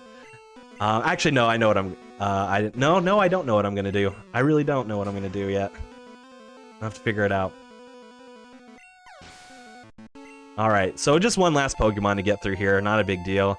Can't really kill us. So I'm actually just going to use an Elixir here. Just to get our PP up. Yeah, see, I'm not worried about it. Thunderbolt, just for safety. Ooh, actually, self-destruct is kind of bad. Oh, no. Oh, that... Oh, no. Ah. Oh, no. Put those silly Namunka frog emotes in the chat, homies. Ugh. Yeah. Gross, ugly. But I mean, we got by the fight at least, so I guess that's fine. Yeah, how long do we want to keep it up for? I'm trying to decide. Until you leave. That was so unfortunate. Man, what am I gonna do? Oh no. Alright, well, okay, here's actually what we're gonna do. Because that death was purposeful. Surprise, surprise. We want to actually get killed there because we're going to use the revives here. Nope, we're going to use the rare candies here. And rare candy, because it levels you up, it increases your health, obviously, but it also heals you for that amount of health. So in a weird way, rare candies act as a revive of sorts. It's kind of strange. So we use those to not only level up our Pokemon, but to revive it. And then we're actually going to use Kazooie to fly back to Pallet Town here. I just figured out what I'm going to do for this now. The reason being, the one Pokemon I needed to keep alive besides my main Pokemon was my Flyer. So I shouldn't have used my Flyer for the swap there, but I have a backup plan. It's just a little slower. So we come to Pallet Town. We're going to use a repel here because we're about to do our first surf of the game. So we can head down to Cinnabar Island. Now, again, another point. You've played this game casually as a kid and thought, man, the ocean is expansive. There's wild Pokemon everywhere. There's trainers everywhere. How do you even figure out where you need to go? Like, it's crazy. Well, the solution is to go to Pallet Town and go straight down and left one tile. And that's it. And then you're in Cinnabar Island. Voila, we're here. Easy as that. I'm looking at, like, the chat after that bit. It was really funny. But yeah. We were both the imposter. We both knew what was happening. Yeah. The whole time. Yep. Man, you got baited. You got baited there. But it's okay, chat. We do it to everybody. Don't take it personally. No, not Sussy Baka. No. Anything but that. Hey, friends, do you have a moment? Yeah. This is a pretty chill section, so go for it. Yeah, we got a new donation in from our very own sleep-deprived Steve TV Online with a 20 pounds saying, I have had about 2-ish hours of sleep after my Lost Odyssey run, and I have this question for Conception. Okay. Where is Shelda? I haven't seen her in this game yet. Okay. All right, Steve, I see you. Shoutouts to Shelda, who is one of the characters in one of the other runs I do, Bug Snacks. This is not Bug Snack. Yeah, best game of all time, game of the year for sure. This is not Bug Snacks, unfortunately, Steve. But you know, stick around. Not this marathon, but you know, just come on by. We run plenty of Bug Snacks on my channel. But yeah. What do you mean this is not Bug Snack? These two games look literally the same. If you tried to eat a Pokemon, you would be sad, I think. You would be sad, I think. Yeah, I think you And would make be a lot of people mad. Yeah. So here's what I'm gonna do as the backup strat, by the way. So we're gonna get this rare candy. There's actually a second rare candy here that that I'm going to grab. You don't need to grab it, but I'm going to grab it. Because I'm going to use that rare candy on our Spearow. To revive them. Okay, so actually, you know what? Let's do it. Let's use it here while I'm thinking about it. Where's one of them? We're gonna use it there. Perfect. Incredibly smart gaming. Very, very good. Oh yeah, and obviously, by the way, thanks for the donable, Steve. Yes, absolutely. Both the donations have been read. So Young Toonfish and Steve, very, very active and awesome participants in my community. So thank you both so much for not only your support but your donations as well. Thank you. Okay, so here's boss rush time. We're gonna be doing some. Oops. We're gonna be doing some gym battles here. Starting now, we're gonna be doing pretty much exclusively gym battles for the next few minutes here. Next 10 minutes or so. First, we're gonna start with Celadon. So we're gonna head on over to Erica. Oh, I did that thing again. All right, and this gym is pretty low key. We only fight one trainer outside of Erica, which is this beauty, and she only has an execute, which is not a problem, except one move that we picked up in the Pokemon Mansion there, which we needed to get the key for the Cinnabar Island gym. That's the reason why we go in there. We picked up I didn't mean to talk to her. That's fine. We picked up and taught the move Blizzard. Another ridiculous move that I feel like Nidoking shouldn't know. In Gen 1, Blizzard is a 95% accurate move. It has decreased in later gens because it's very powerful. But in Gen 1, it is a 95% accurate move. If I had missed Blizzard on that execute, it would have been... it could have knocked us into a bad loop where we could have got stuck and ran out of Blizzards, so that would have been pretty bad. But not too bad. We hit the Blizzard on the Tangela here too, which is good. And then last but not least is Vileplume. Down, and then that will be our 5th gym badge. Ever since Bug Snacks, I've been thinking about which Pokemon would be like good to eat. Because like, you know, like you wouldn't want to eat like a Geodude. No. But like the vegetable ones aren't that bad. You know, like Oddish. You can eat that, right? You could, but would you want to, is the thing. Most of the Pokemon could just be insect snacks, you know? Yeah. I'm trying to think. Well, the later gens are actually food-based Pokemon, so there's that. Like yeah, like Vanillite. Yeah, so that's like a straight-up ice cream Pokemon. That's pretty delicious. Is that a bug snack? Honestly, is it a bug snack or a Pokemon? It's really debatable. The answer is yes, one of them. Yeah. It's one of them, yeah. So we defeated Erica. By the way, we were headed directly into the Cinnabar Island gym, which we only have to defeat Blaine in this gym. However, we have to answer all these quiz questions correctly, or else we'll have to fight extra trainers. Luckily enough for us, the questions are the same every time. And on your screen, it's going to appear as if I am hitting yes for every question. That is not the case. If you hit B, you answer the question no instead of yes. So the answers to the quiz questions in order are yes, no, no, no, yes, no. Or A, B, B, B, A, B, if you're doing it based off the button you press. So not too shabby. The only annoying thing is that you have to get the spiel for how it works after every question. Which is Say it. Say what, the spiel? Which is like, yeah, say the spiel. Oh, I want to read it verbatim this time. All right, here, I'll answer here. Pokemon quiz. Get it right, and the door opens to the next room. Get it wrong, and face a trainer. If you want to conserve your Pokemon for the gym leader, then get it right. Here we go. You have to hear that 7 times. Or read it rather 7 times. Or you could say it from memory 7 times as well. Yeah, no, I'm not going to say it again. No way. No way. Also, that first question is controversial. I bring this up every run. It's controversial, in my opinion. So the first question that you get in this gym is, does Caterpie evolve into Butterfree? Yes or no? It's Sonorous, yes or no? Does Caterpie evolve into Butterfree? Yes or no?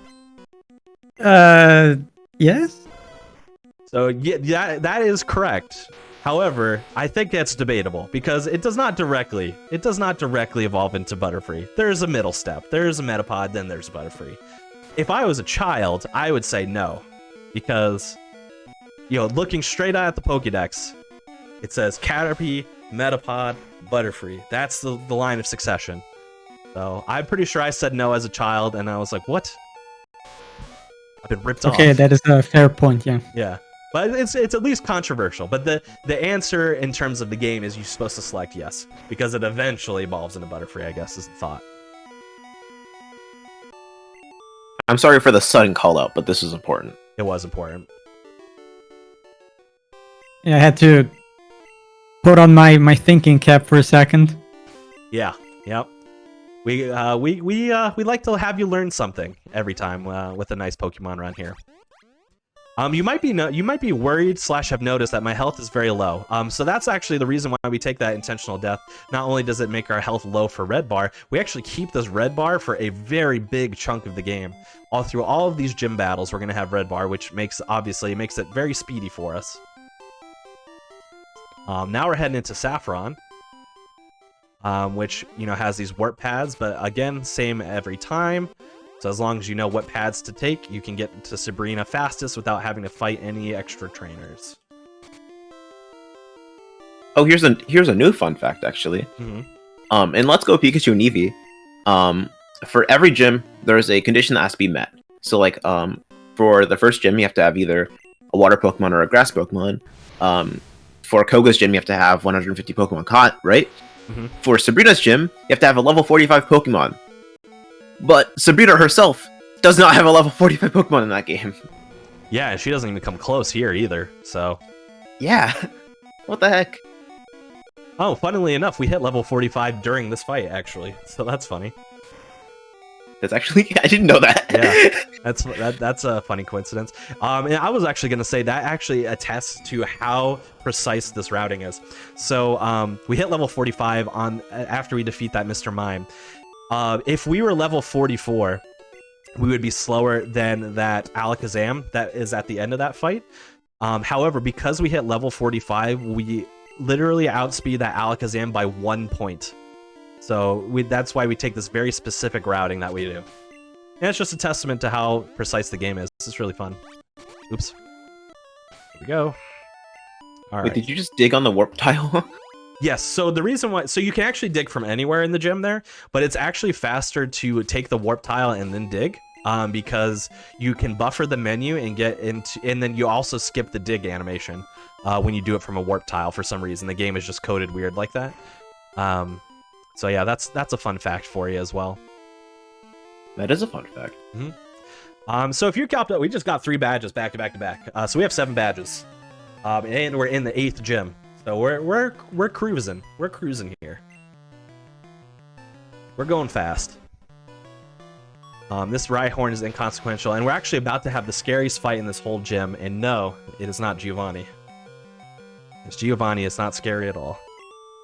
Scariest fight in this whole gym is this random black belt that's going to happen. It's so scary, in fact, that we're actually going to save for it. If I were doing this run, I'd save like 10 more times, honestly. You are bolder than I could ever be. Yeah. Yep, exactly. But yeah, so the reason why this fight is scary. So we need to get set up so we can use our horn drills. So that means we need to have one turn where we're vulnerable, which is not super risky, but the Machoke, if the Machoke chooses to use Karate Chop and then crits, which Karate Chop is a very high crit chance move, then we would die. But literally any other move selection would be fine. So it's like a 20% chance to die there, but it's still, worth saving on.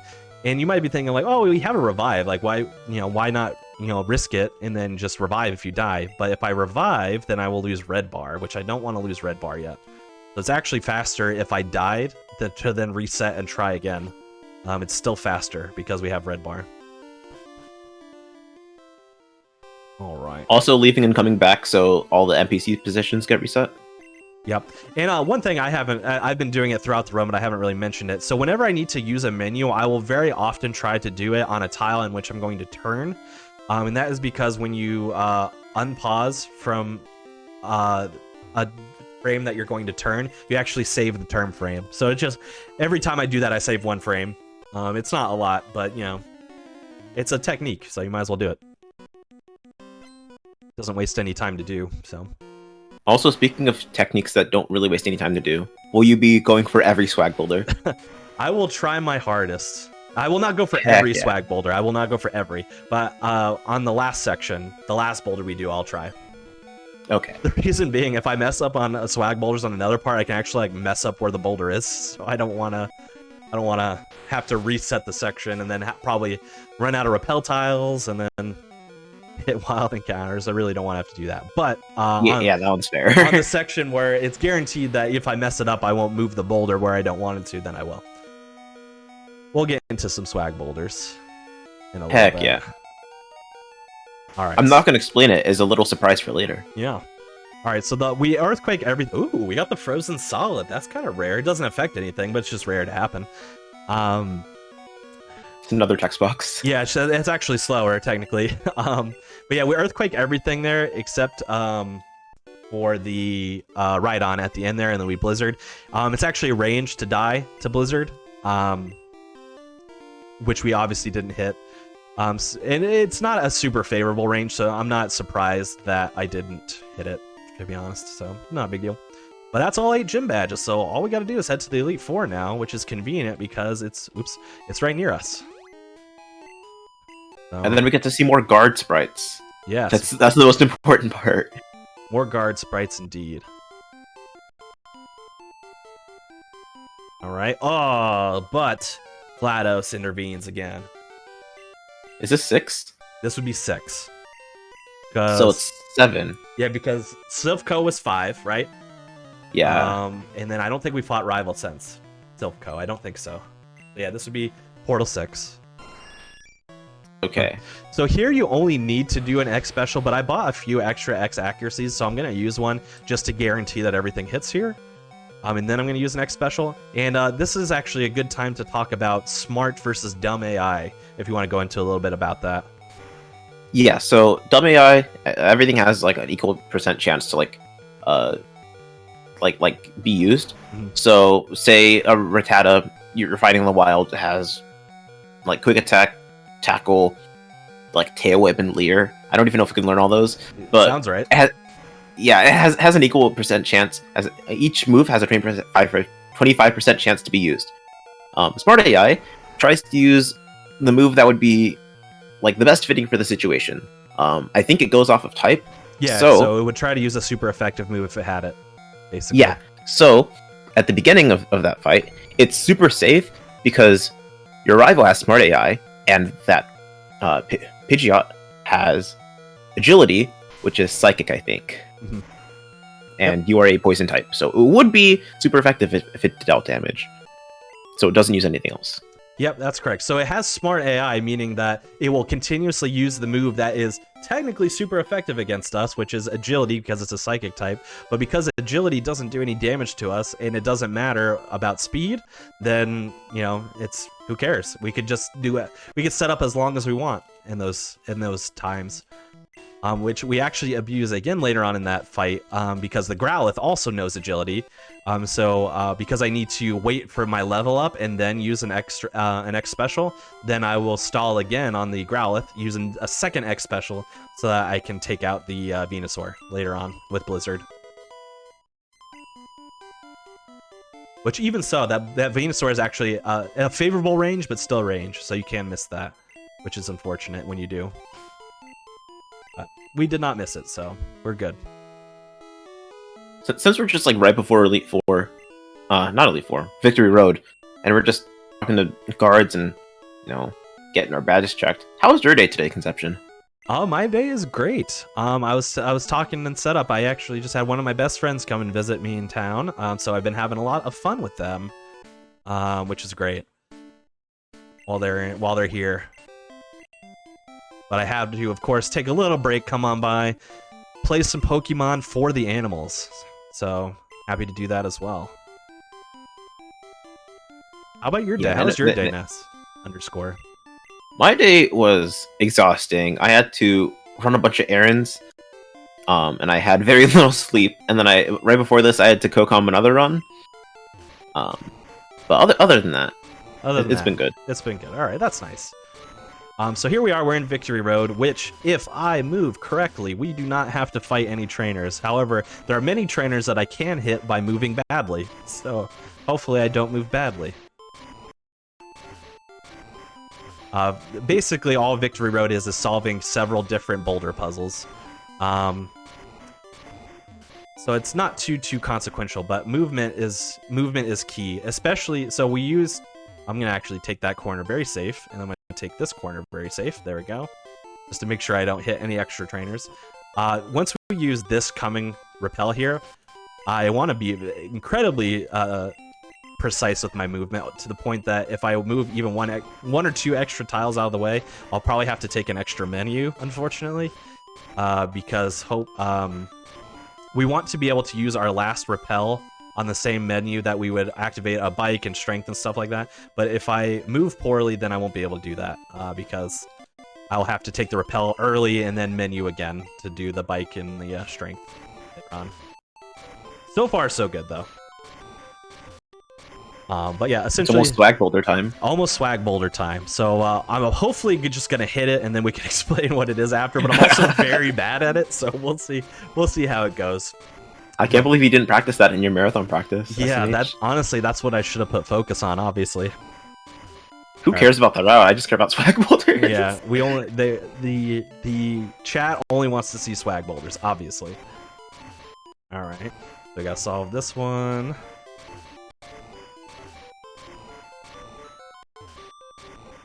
Alright, haven't cost any extra tiles so far. Can take this one extra safe. There we go.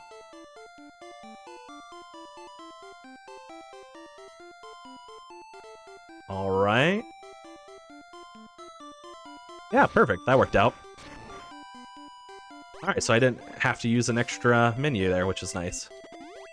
Alright, now we're going to attempt the swag boulders. Here we go. Let me get past the stairs first, though.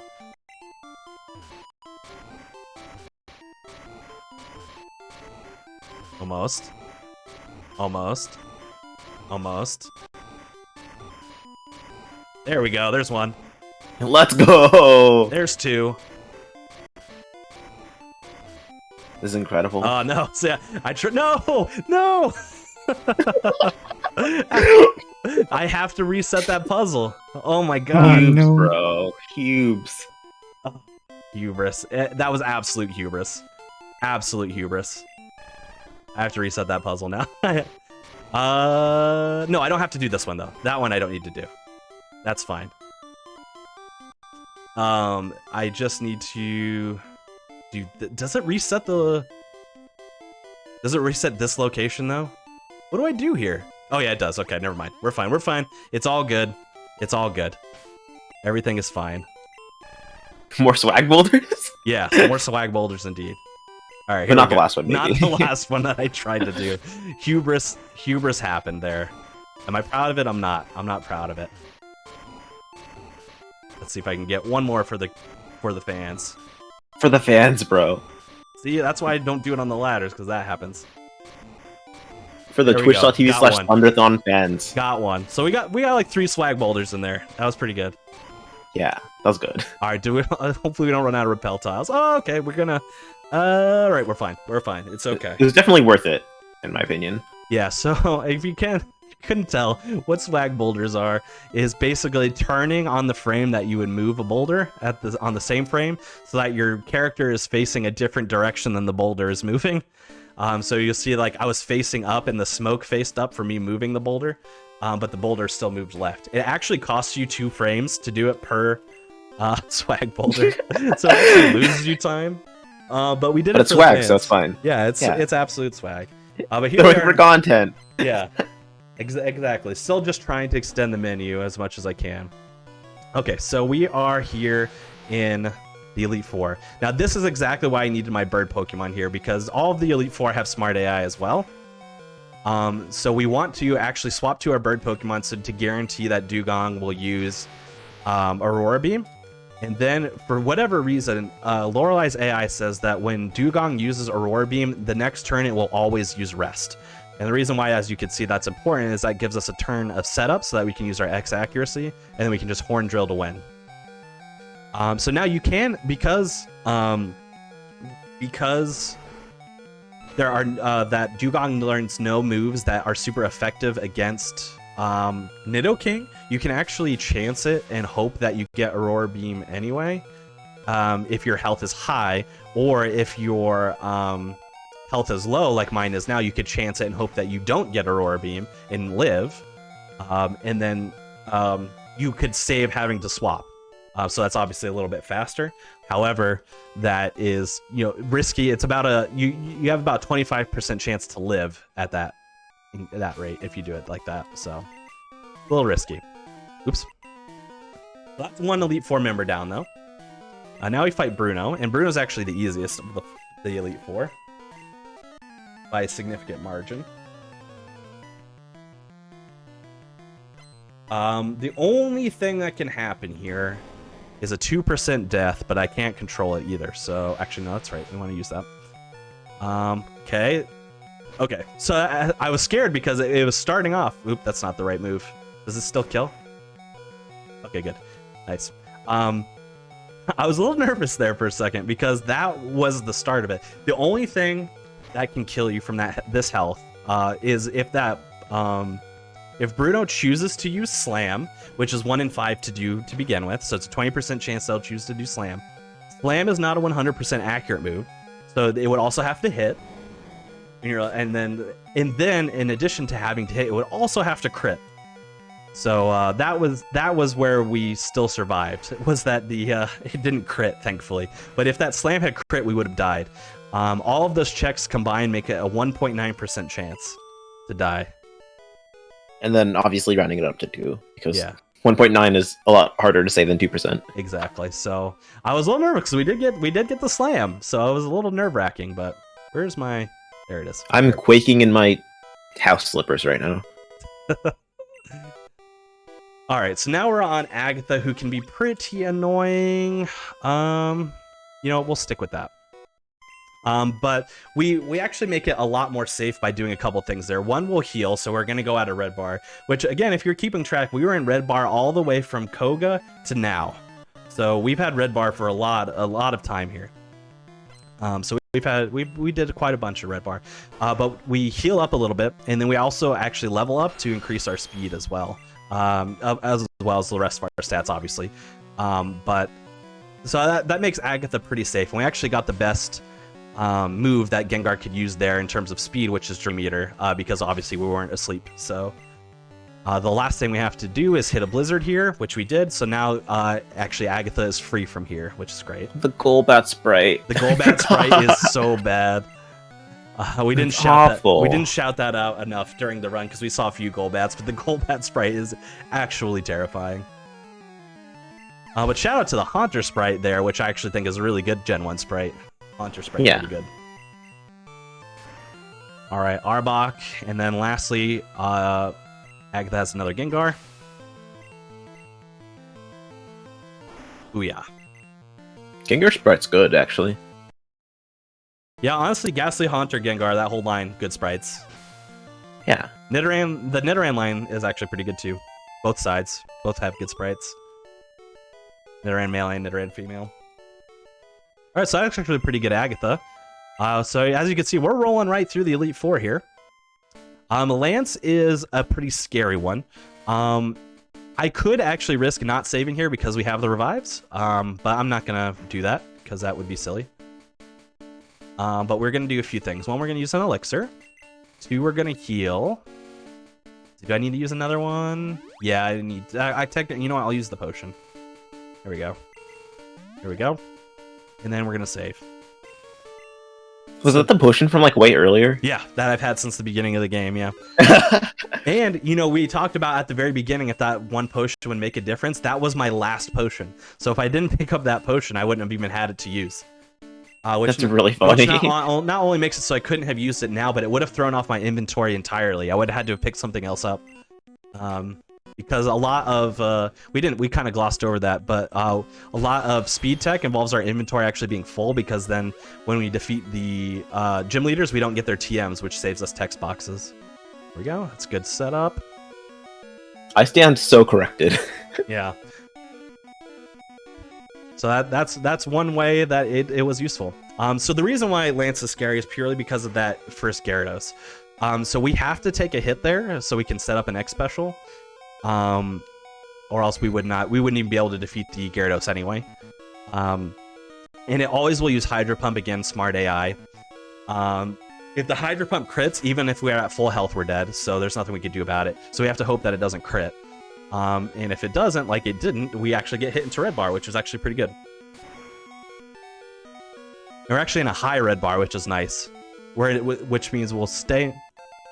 Actually, did we just pop out a red bar? I think we did, actually. I was gonna say, which means we should stay in red bar through the whole fight, but we didn't. We popped out one Pokemon early.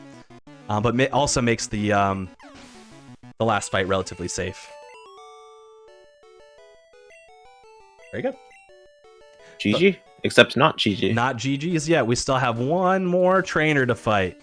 The champion. The ruler of rulers. GLaDOS 7. Portal 7. Whatever it is. Technically 8, because we skipped the first one. True. True. That's very true. So 8. So, yeah, it is. Portal 8. Portal 8. There you go. So the champion... it's all about setup, so we might have to adapt a little bit on the fly here based on what Pidgeot decides to do, but if it cooperates, then we should be fine. So let's see what we get. First, we need an X special.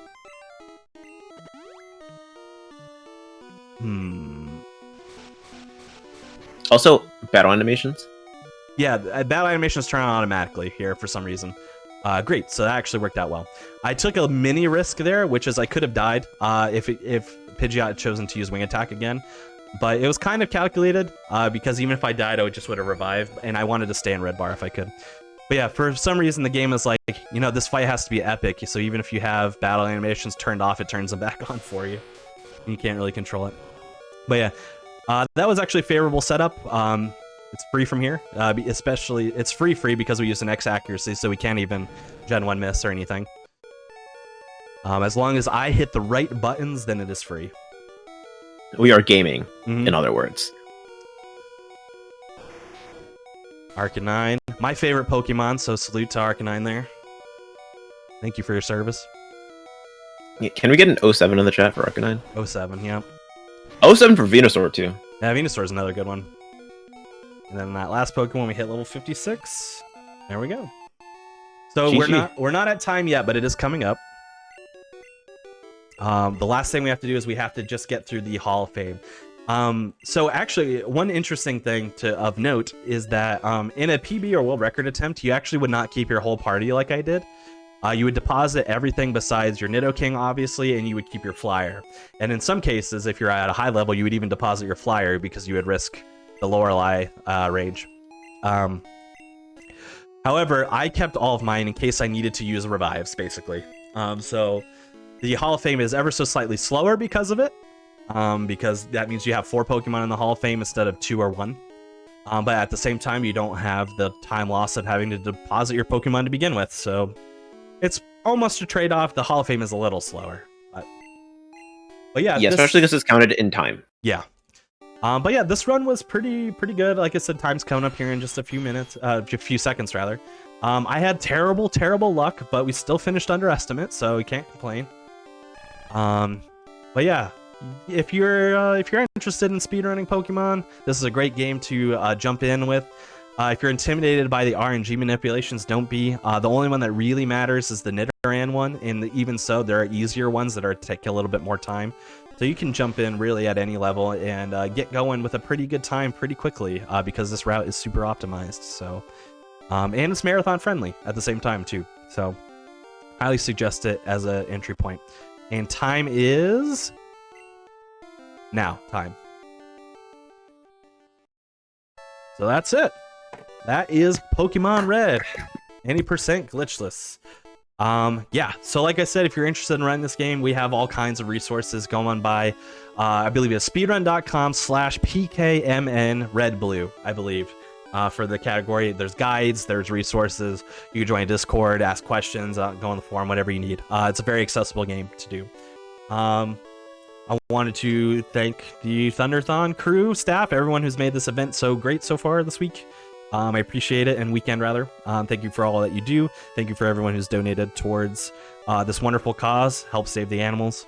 Thank you to my amazing commentator, Ness, who has had a long day, but I appreciate you being here, friend. No problem, no problem. Absolutely. Do you have anything you want to plug before we head out? Okay, so one thing really quick. This was a glitchless run. There are also glitched Pokemon runs that are super cool. So if you want to check those out, maybe learn one. Same resources on Pokemon Red Blue leaderboard. There's also Gen 2, Gen 3, Gen 4. Not really anything past that, though. Yeah, absolutely. Yes, and the glitch run's really cool. A lot shorter, obviously. So if you're looking for a shorter speed run, that's a good way to go. Yeah, other than that, you can follow Ness_. Go to dolegaming.info, DOLE gaming.info. Follow Ness_ on there. Or if you like speedruns of Pokemon or other fun, quirky games, twitch.tv/ConceptionSR. Come on by. But yeah, that's it. Thank you for having me. Yo, thanks a lot for this run. You actually stole my job there. I was about to ask where people can find you if they want more good content. But you shouted out yourself, so that's stole my job here, buddy. Always good to do a shameless plug. I always shameless plug in marathons. What the heck? Yep. So yeah, thank you very much for this great run, and yeah, thanks everybody for donating. I still would really like to see that 1,777.77 at the very end. It's only £17.77 away. We can make that. And yeah. But for now, this is going to be it. We will be heading into a short intermission. And this also marks the end of my hosting shift and also the end of me on the mic at this Thunderthon period. So thanks for having me, Thunderthon. It was a lot of fun. Hope we can repeat that. And yeah, we'll head into a quick break where all of us can listen to some banger tunes. And when we come back, we will be seeing Fight Crab by Teddy with the new host of Diamond Dogs. So stay tuned for that, everybody.